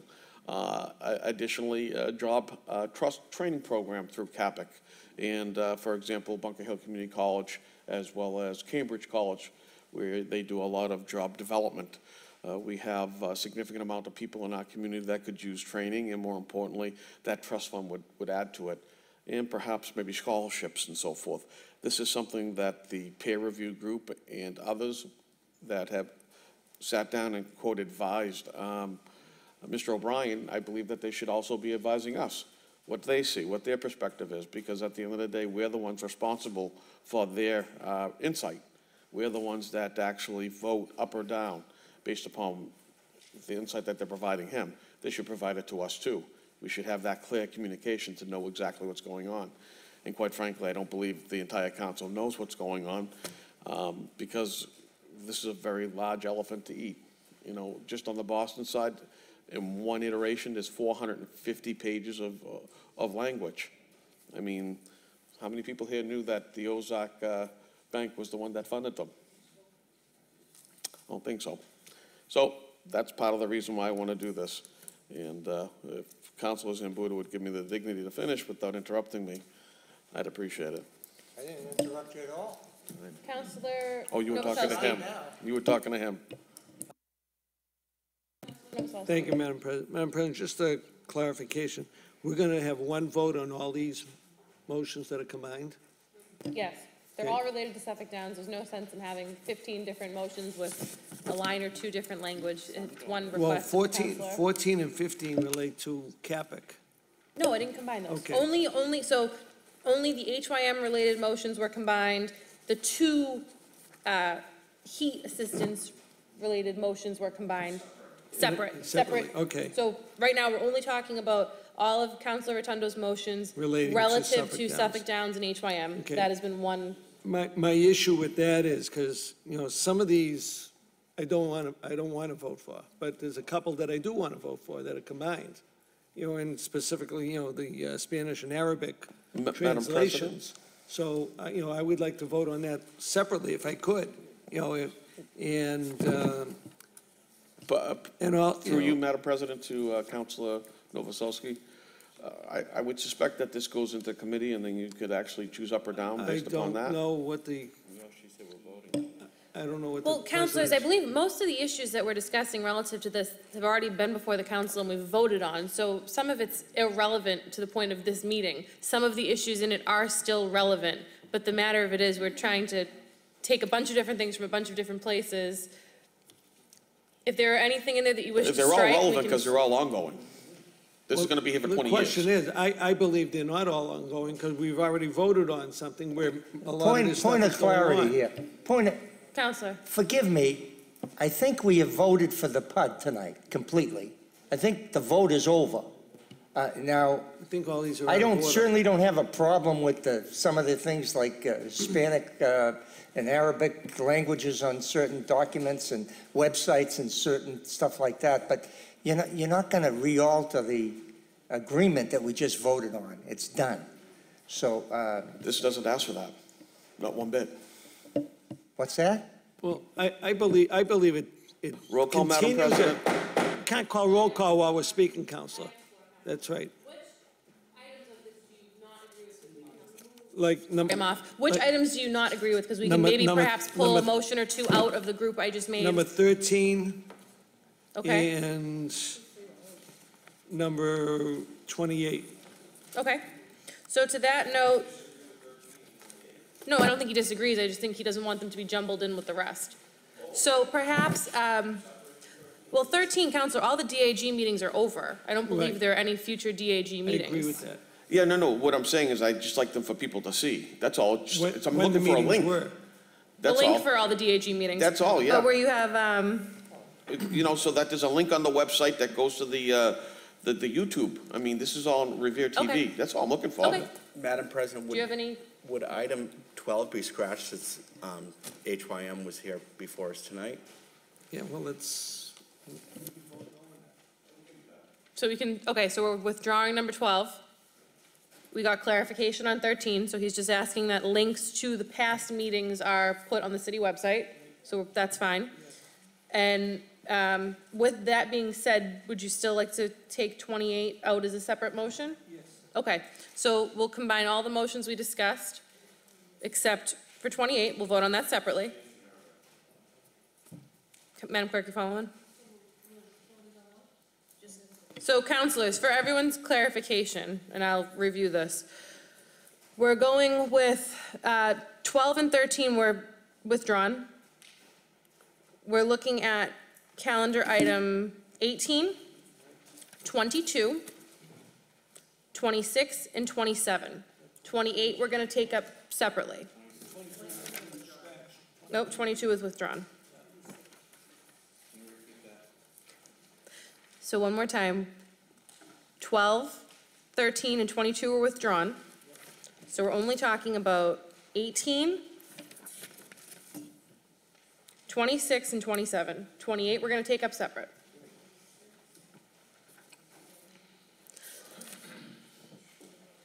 Are you following? They're one-liners.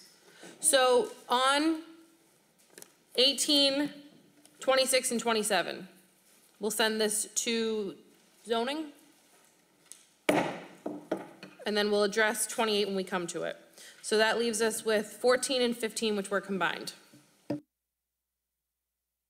We'll give the clerk a minute to catch up on notes.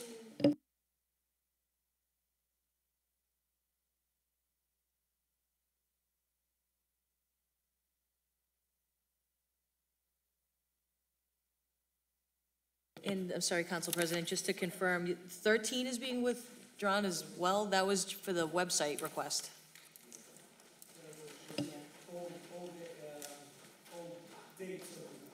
So he's just he's requesting for the link to be on the city for past meetings, but there are no future meetings, so there's nothing to post for the future. Right, so you still wanted a motion to be taken out, correct?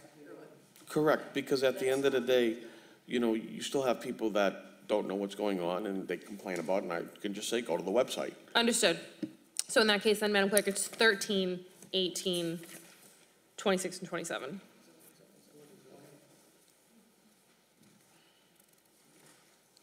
Okay, that leaves us with 14 and 15, which will be combined. So calendar items number 14 and 15 have been combined to read as follows. Motion presented by Councilor Rotundo that the mayor be requested to provide a link on the city's website for information on where to obtain fuel assistance. In addition, that the mayor and the city council send a letter to our state and federal delegation requesting more fuel assistance aid for groups like CAPIC. Councilor Rotundo. Speak for yourself. Any other councilors? Councilor Novoselsky. Thank you, Madam President. Madam President, the link on the city website for fuel assistance to CAPIC is a good idea. I don't mind sending the letter to the state delegation and the federal delegation, but I know they always make a point, especially the speaker and Rosalie Vincent, to put extra money in the state budget for CAPIC every year, and I know Councilor Zambudo agrees with this because I see him shaking his head. And I know you've been on the board, and you know, and we can always ask for more money. There's no issue there, but I think we ought to vote this and let it go through. Thank you. I think it's a great motion. On the motion, all in favor? All opposed? So ordered. Calendar item number 16, motion presented by Councilor Rotundo that the mayor be requested to provide the city council with all correspondence between, to and from, the mayor's office and the state auditor. Councilor Rotundo. Thank you, Madam Clerk. I got a letter from the mayor strictly coming from Mrs. Bump, which is Auditor Bump, excuse me, which is a little different than what was reported in the paper. Well, that said, I'd like to know, considering that response was in, I believe, late October, I'd like to know what letter was sent and when, and what was asked for, because I was hoping he was going to come back and ask for guidance, but that did not happen. So I'd like to see what the correspondence said. Thank you. Any other councilors? Madam President. Councilor. Madam President, everybody's holding up their packet, I say, and everything is in here that you've asked for. Letters to and from and history of the whole audit, so I don't believe there's a reason for us to proceed with that. Well, with all due respect, I did not get it in my packet electronically, or at least I can't download it.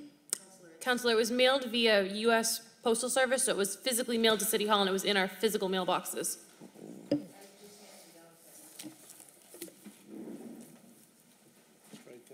But it wasn't a part of our packet. It was mailed from the auditor's office. So it is tonight. Here it is tonight. Thank you. On that note, would you like to keep the motion in, or? No, withdraw, please, because I didn't realize we got it tonight. 17. Calendar item number 17, motion presented by Councilors Janino and McKenna that the City Council award a certificate of commendation to Carol Ty for her almost 60 years of dedicated service in the Revere Public School System as an educator, superintendent of public schools, and a member of the school committee. Thank you, Madam Clerk. If I may, very briefly, and I'm going to hand it over to Councilor McKenna.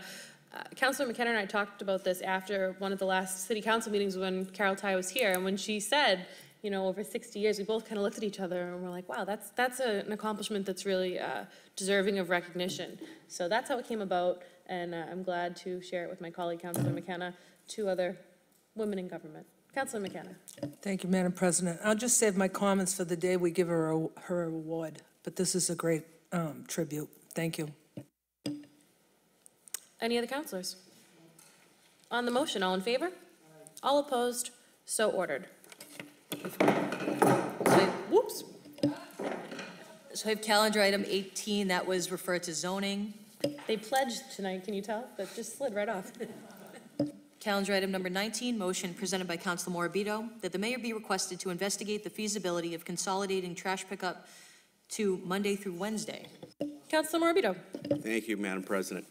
So the mayor, in partnership with this body, has been very active in taking steps to curb the rodent problem. I think this motion would be another step to help the situation, because majority of residents accumulate their trash during the weekend. That's when people have birthday parties, get-togethers, and an abundance of their trash for trash pickup is accumulated on the weekend. So I think consolidating the trash pickups from Monday through Wednesday would actually be not only a convenience for the residents, it will prevent the trash from lingering throughout the whole week. Thank you. Councilor Zambudo. Thank you, Madam President. I think the motion has merit. I'd want to sit down with the trash hauler, the mayor's office. I'd want to sit down with the Board of Health and see if this is a feasible application. I'm not sure it can even be physically picked up in 3 days. So there's a lot to talk about, but it does, I agree that there may be a better way of doing what we're doing. So let's talk about it, but let's have an informed decision before we act on it. Thank you. Point of information, Madam President. I agree with you wholeheartedly. That's why in the motion I wrote to have the mayor, I request the mayor to investigate the feasibility. So, Councilor Rotundo. I agree with Councilor Morabito in that having the mayor look into the feasibility of it. At first blush, my thought is any time in which you decrease the amount of times in which you're removing trash, which I think is the expectation here, you're going to have problems, just because right now we're in the midst of dealing with rodents. My thought would be you want to remove as much trash, the food source, as possible. And more importantly, looking at these barrels, to be quite honest with you, I've seen pictures where the rodents are actually eating through the barrels now. So that really is kind of a tough thing. So I would think that having the barrels moved and emptied on a daily basis would be better, but feasibility-wise, maybe they can extend the day or do it every other day. I don't know, but we'll look at it. Thank you, councilors. This will be going to Public Works. Calendar item number 20, motion presented by Councilor Morabito, that the City Council approve the following resolution to be forwarded to the Speaker of the House, Robert DeLeo, Senator Joseph Boncory, and Representative Rosalie Vincent for consideration. This resolution expresses advocacy for Revere commuters who utilize public transportation on a daily basis. The City Council, on behalf of its residents, requests that Revere residents receive their fair share by receiving a group discounted rate for MBTA train fares. The City of Revere is burdened each day by thousands of vehicles inundating our city.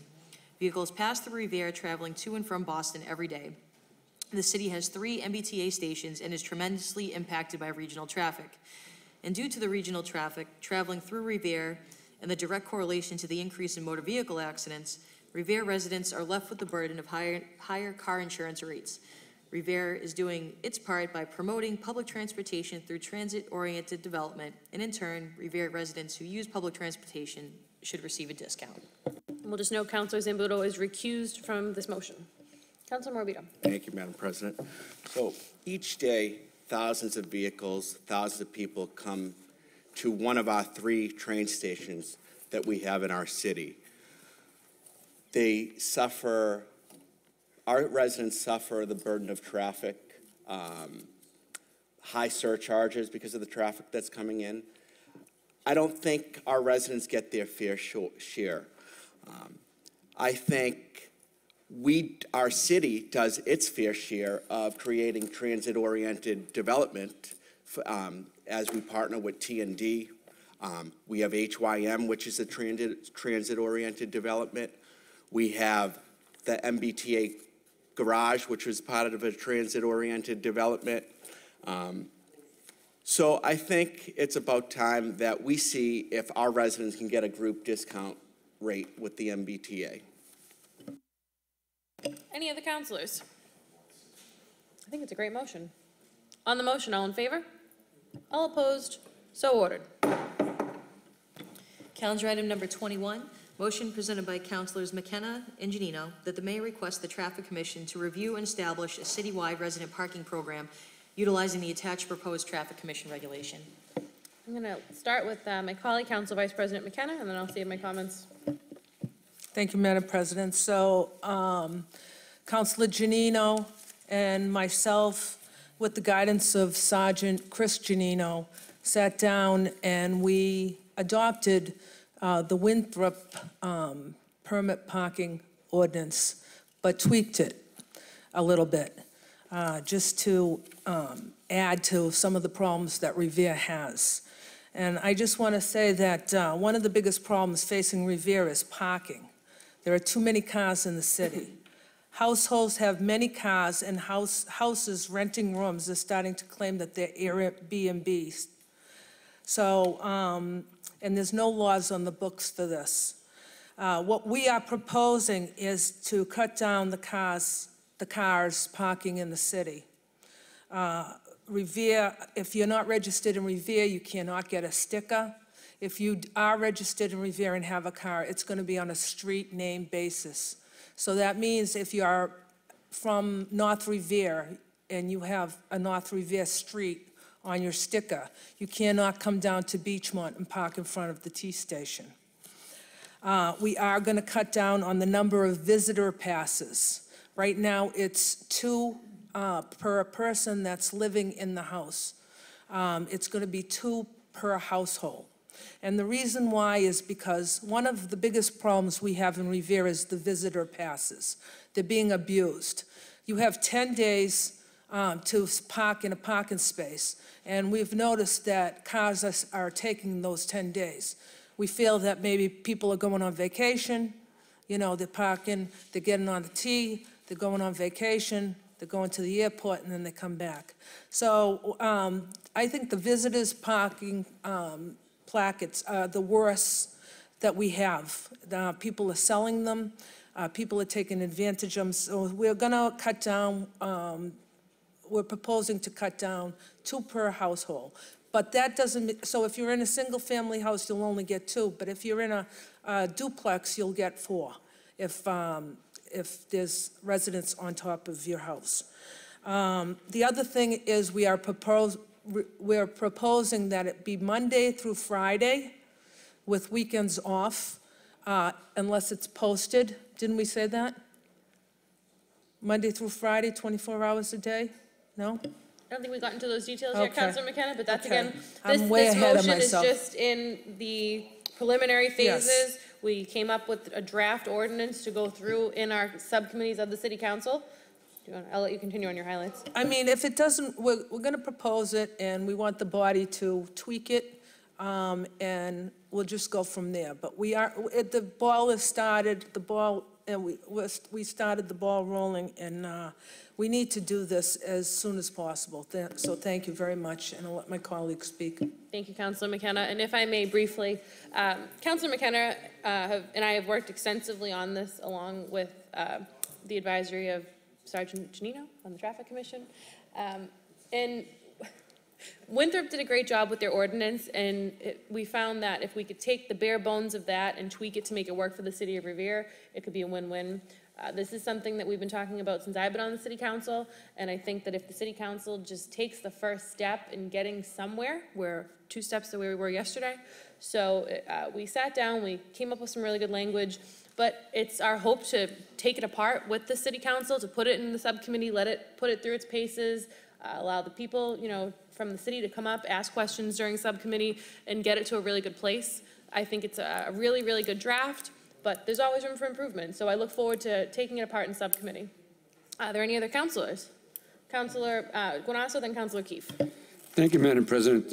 You obviously, Councilor Keefe and myself was putting a motion into for resident parking, and I'm certainly pleased to see that my two colleagues, female colleagues on the board, feel the same way, and I know each and every councilor up here feels the same way. I think it's very important, but I think when we get into subcommittee and we talk about the visitor passes, people that own property, I have a particular, I can cite a site across the street. It's a 3-family. The man rents out annually to the 1st and 3rd floor. The 2nd floor he uses for Airbnb. Now, if he gets 2 visitor passes without a time frame on it, he can have virtually parking for his Airbnb tenants all the time. So it circumvents the problem of what we're trying to correct, and all among other things. So I will leave my comments for when we get into conversation in subcommittee, but I think we need to implement this as soon as possible and then work on it as we progress, but at least start something to get something on the books so that we can get an immediate relief. I can't tell you how many cars around my home are licensed outside of the Commonwealth of Massachusetts. I think it's insane. So I think, and that's coupled all over the community. So I'm looking forward to working with all of you in the next year in reference to this parking, and I hope we get it done sooner than later. Thank you, Madam Councilor. President. And if I may just give a point of information that will make you happy, according to our draft language, it wouldn't allow people that don't have a vehicle registered to that address to get a permit. So Airbnb applicants or an apartment without a tenant that was registered to the city wouldn't Great, be that's good eligible to news. apply. Good. That's the type of thing we need. Thank you. Thank you, Madam President. I don't want to get into all the specifics because I know that if you read through it, there's a lot of good ones and there's probably a few that I disagree with. But the only problem I have is we've been down this road before. Obviously, we had community meetings. We had, we were picking ward captains and going through this pretty thoroughly about 1.5 years ago. So it is a little bit of a disappointment that we're still talking about it. I would just ask that we get this in front of the traffic and the mayor's traffic commission and the mayor's office, and we actually act on it. We can keep talking about it, but we've been talking about it longer than I've been on the council. I've been talking about it a lot since I've been on the council now, and it hasn't come into fruition, and it's time. We have to do something, and there may be tweaks that we have to do throughout the years, but the number one issue that I talk to any resident about has to do with parking and how it infringes upon their daily life. So it's something that we have to do a little bit more on. And if you can just add some timelines and some dates and and we can all stand together and put a little extra pressure, I think that'll be beneficial. Thank you. Thank you. Any other councilors? Councilor Rotundo. I wholeheartedly feel that we need to have zoned residential sticker parking zoned. It's ridiculous at this point. And more importantly, you're going to catch, those that are living 20 to a house. And more importantly, you'll stop a lot of other things that are going on. So, yeah, that's what we need. We need zoned, residential parking. Thank you. Councilor Powers. Thank you, Madam President. I agree with the motion wholeheartedly. Again, I think that we have to look at every area of the city individually and make a decision as to what would be most effective for that area. I give you an example. Down on Beverly Street in Oak Island, we changed that to residential parking because it's proximity to Revere Beach. People coming in the summer don't have a place to park on the beach, particularly with the development down there now. They have to look for alternative means of parking. So they would migrate to an area like Beverly Street or Arcadia or Allerton, York, any of those streets down there, and take up parking spaces that rightfully belong to people that live there and pay taxes. Neponset Street, Calumet Street, Sagamore Street, those streets are all resident parking because of their proximity to a T station, and rightfully so. And I think the other thing that this would do would also bring more tax revenue into the city in the form of excise taxes, because there are so many cars you see in the city parked around, not just registered out of the city, but registered out of state in some areas, and we're not getting a dime of excise tax, and that would be an additional money coming into our tax coffers. Thank you, Madam President. Thank you. Any other councilors? Counselor? Okay, obviously, this is going to go to committee, but I just got one quick question. Do we have final say on this, or the Traffic Commission? Traffic Commission has final say. All right, this will go to Legislative Affairs. Sorry to interrupt really quickly. Related to the previous motion, I know there's some residents that are confused. There's been some new signage that has gone up throughout the city. However, the city's list of residential parking streets has not been updated on the website since March. Can you guys make that happen? Thank you. Thank you. All right, this will bring us to calendar item 23. Yep, 22 has been withdrawn. So calendar item number 23, motion presented by Councilor Rotundo, that the City of Revere develop a linkage fee for residential and commercial development. Councilor Rotundo. Thank you, Madam President. We need to do this for Housing Trust and Job Trust. I spoke about it earlier tonight. We've lost literally just about $5 million in any type of possible mitigation above and beyond that. But I really implore you all to go to the Boston site and take a look exactly what is written out. You'll be amazed at what's being done over there.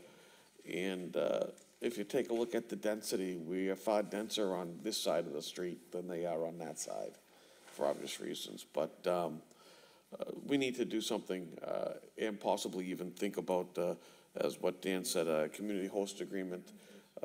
One of the things that we could also be asking for is an educational scholarship trust, so that our children get a certain amount of money donated to the high school for those exceptional students. Some communities in part of the state have upwards of $500,000 in their trust. Thank you. Councilor Zambudo. Thank you, Madam President. I'd certainly be in favor of a linkage fee. Unfortunately, we can't retroactively impose one, but I would, for future projects, certainly be in favor of it. Thank you. Councilor Novoselsky, do you have a point, Councilor Rotundo? Actually, I believe we can for phases thereafter. So, I would propose this and have Councilor Capizzi ruling on this. Councilor Novoselsky. Thank you, Madam President. Madam President, first of all, I would like to see this go into the Economic Development Committee. And the reason I say that, because this really doesn't give us any power right now unless we put it into an ordinance. And I may be mistaken, but I know developers have to pay 3% of the building construction fee. It's a fee to the city for, I believe it's non-conforming use portion of a construction. So if someone comes in for a special permit, they automatically have to pay this 3% fee. Anything under is a smaller scale. So I think if we do something, we would have to look at some kind of tiered system. So I would like to discuss this further before we send it on, because this really has no meat specifically. It's a good idea, but I'd like to get some meat to it. Thank you. Councilor Guanasso. I think it was stated in several conversations we had with HYM that Boston gets 6.5%. And if Boston can get 6.5% in linkage, so can't we. And I just threw, and he even stated that had it been on the books, he would have gladly paid it. But it wasn't on the books, it wasn't introduced to him, and so why should he, I mean, a businessman, why should he offer out, well, should I pay you a linkage fee? But I think if, once we write an ordinance and state a certain percentage that we can all live with and we think is feasible, I think we should go for it. I think it's a great motion that we get our fair share. Thank you, Councilor. Thank you, Madam President. Councilor Rotundo. Actually, I left it vague for the purpose of writing the exact ordinance that they have in Boston and translating into Revere. I spoke to Solicitor Capizzi today, and I'd like to get him involved in that for that purpose. There's also, I believe, another ordinance that when they sell the property, that money also, there's a certain percentage that is returned back to the city as well. And there's several other mitigation products that they have over there in Boston that we don't have, and that we should actually emulate and use for the city. And Councilor Granasso, you're absolutely right. I believe Mr. O'Brien would have been more than happy to pay it, and he's absolutely correct by saying that we don't have it here. But shame on us for not putting together, a host community agreement or some type of mitigation package that he could sign above and beyond that, just like what we did with Roseland property. Thank you. Thank you, Councilor. I'm going to send this to Legislative Affairs. Calendar item number 24, motion presented by Councilors McKenna and Keefe that the mayor hire a part-time inspector in the building department to enforce illegal construction taking place Friday through Sunday. There has been an increase in work being done on the weekends as contractors and residents know that there is no weekend enforcement. Revenue generated from fines issued on the weekends will be sufficient to cover the part-time salary. Councilor McKenna, then Councilor Keefe. Thank you, Madam President. So after 12:15 on a Friday, people come out of the shadows, and all of a sudden you'll see a gazebo going up with no building permit, and it's just ridiculous. People know how to beat the system. So I'm asking, and my colleague, we're both asking if the mayor would look at a part-time building inspector from Friday to Sunday, and I really do think that the fines that he issues will take care of his or her salary. Thank you. Councilor Keefe. Thank you, Madam President. I agree. I've talked about this before as well, and many cities surrounding us with the amount of residents that they have and the amount of things going on have 24-hour ISD or some sort of inspection services going around and making sure, keeping everyone honest, and it totally pays for itself. And I'm not looking to go out and find the average person, but people that are trying to abuse the system, we should keep a close eye on. It's, again, a lot of residential streets, a lot of neighbors don't want to see things happening, and if you know the system, and you know how to beat it, then that's when people are going to do the things that we don't want them to do. So this is something really simple. Thank you. Thank you. Councilor Zambudo. Thank you, Madam President. I certainly support this motion, and I'd go further. I think my colleague talked about putting some beef in it, and I think there should be triple damages. You should pay 3 times the permit fee if you try to circumvent the permit fee.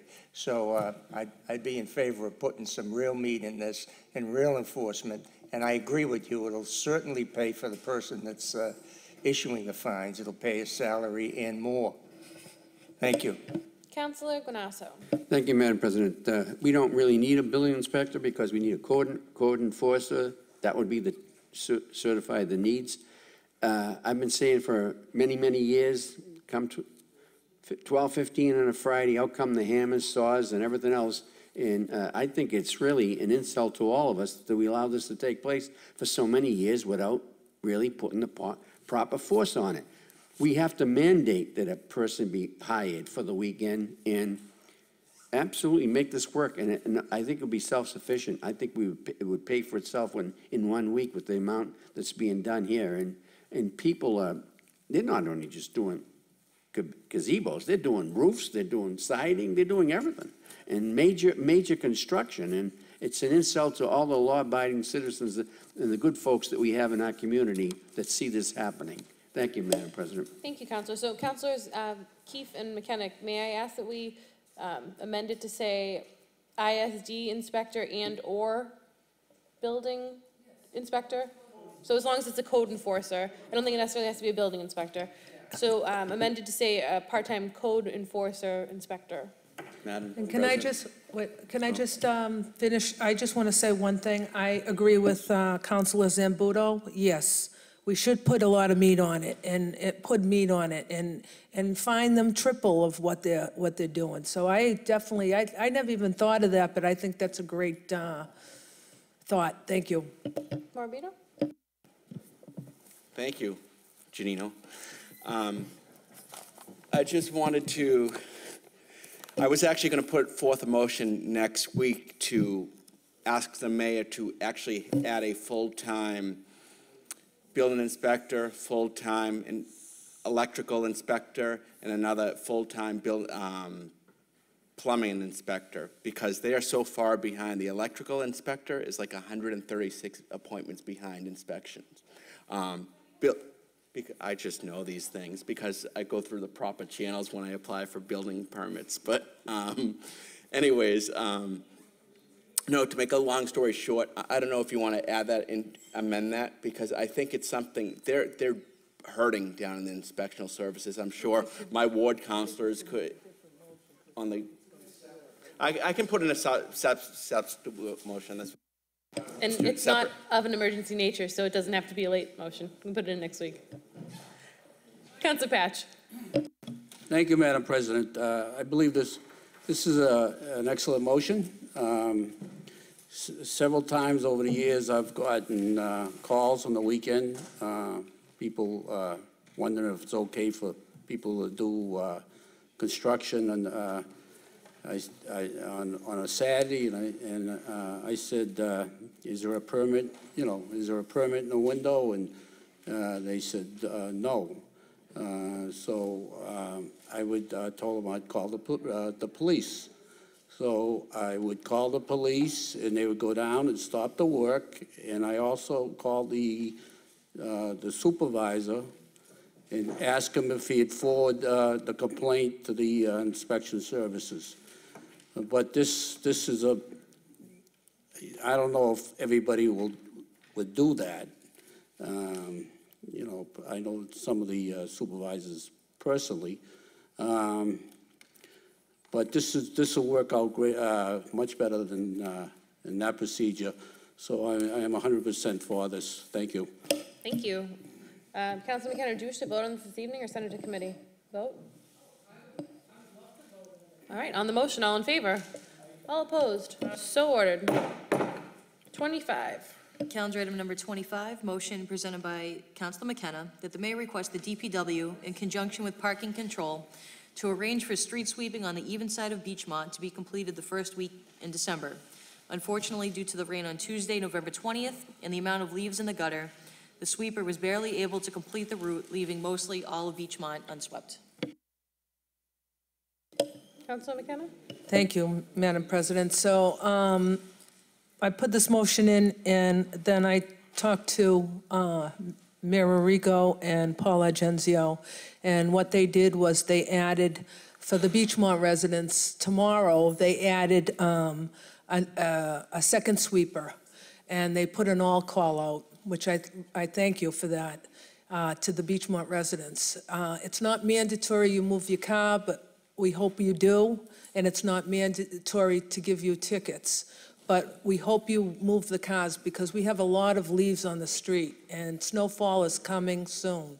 So, and that just gets in the way. So if you can, park your car somewhere safe, and let's move our cars. Thank you.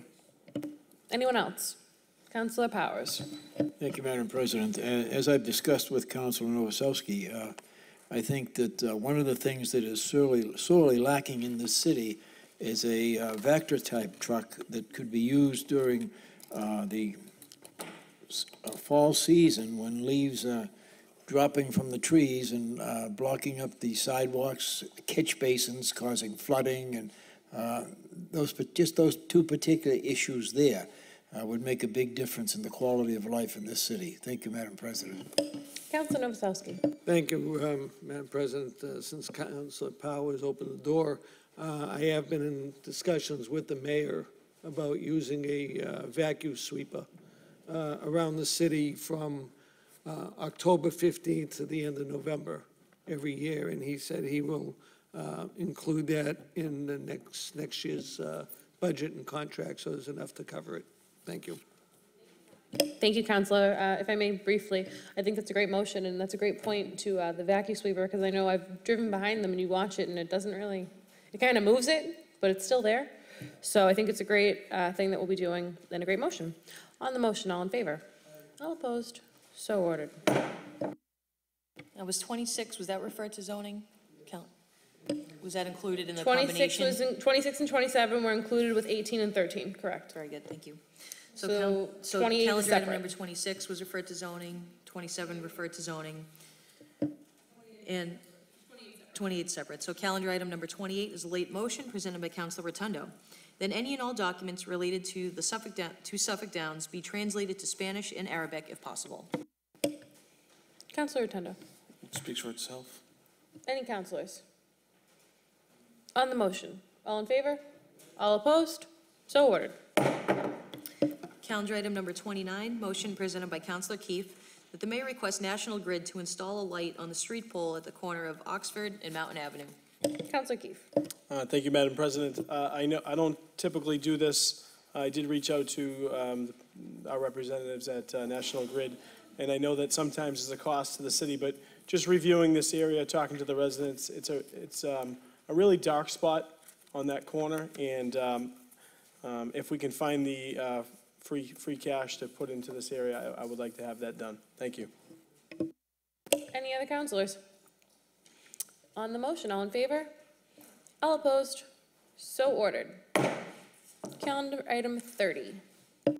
Late motion presented by Councilors McKenna and Janino that the following amendment is offered for the proposed ordinance relative to snow and ice removal on sidewalks. This is referring to Council Order 18-037. So under Section B, requirements for ice, it shall read, discharged water from sump pump pipes shall be redirected away from public sidewalks and/or streets, causing unsafe or hazardous conditions to pedestrians and vehicles. In Section A, requirements for snow and/or slush, manager and tenant are removed from this section, and the owner of the property is solely responsible for clearing of snow and slush in accordance with this section. Councilor McKenna? Thank you, Madam President. So we have a big problem with the discharging of some pump pipes that run water off into the sidewalk and streets. And now that it's getting cold, it's going to freeze, and it's a menace to pedestrians and moving cars. So Councilor Janino and I would like to add this into our motion, the ordinance that we have for removal for snow and ice, and put it into Councilor Zambuto's legislation affairs before next week's monthly meeting, next week's monthly meeting. So, and have it voted as a whole, because the cold weather is coming, and this is going to be a big issue. Thank you. Councilor Novoselsky. Thank you, Madam President. Madam President, congratulations, Councilor McKenna and Council President Janino. Just this week, I put in 5 311 requests to stop this from happening. But it's not only sump pump, it's also roof drains. So I would like to include that in this, for discharge from water from sump pumps and roof drains, or as Councilor Keefe stated, any discharge. Because it is a dangerous situation. We have a situation on Florence Ave where somebody is, it's a roof drain. It's not even a sump pump. There's a roof drain, and it's on a 4-inch pipe, PVC pipe, coming down their front yard out of a wall. And it's about waist high, and when people walk by it, they have to walk in the street, and the little elevation there to the street is not very good. And when it gets down to the corner of Centennial and Florence, sheet of glass last week, very, very bad. And I've asked for a sand bucket to be put at that location. But I think if we add roof drains into this package, I think that'll cover it, or, as stated, any drainage. It is a very bad situation, and I congratulate you on it. Thank you. Thank you. Councilor Batch. Thank you, Madam President. Again, a great motion. I've had several complaints about this icing on the street caused by this the sump pumps. The Asti Ave has about 3, but the problem is also that the ones that they replaced, the CDM Smith, instead of letting them go to the backyard, they directed it out to the sidewalk and street. So that's where this problem has increased over the since this started, this program. So, I've talked to the engineer about it, and he was going to investigate, but I haven't got an answer yet. Thank you. Any other counselors? If I may very briefly, it's been a pleasure working on Councilor McKenna with motions like these. This is an issue that's across the entire city, and I'd be happy to recommend it as amended to include drains or any other discharge off of properties. I can think of certain areas that every time there's a rain or an occurrence, whether it be rain, snow, sleet, it happens in the same spots across the city every time. So we know where they're coming from.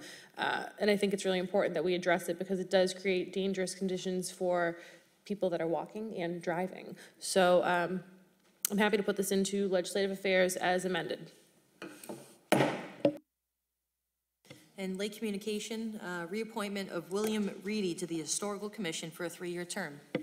So go to appointments. No further business. There's no further business. This city council will be adjourned until December 3rd. Thank you all and have a great night.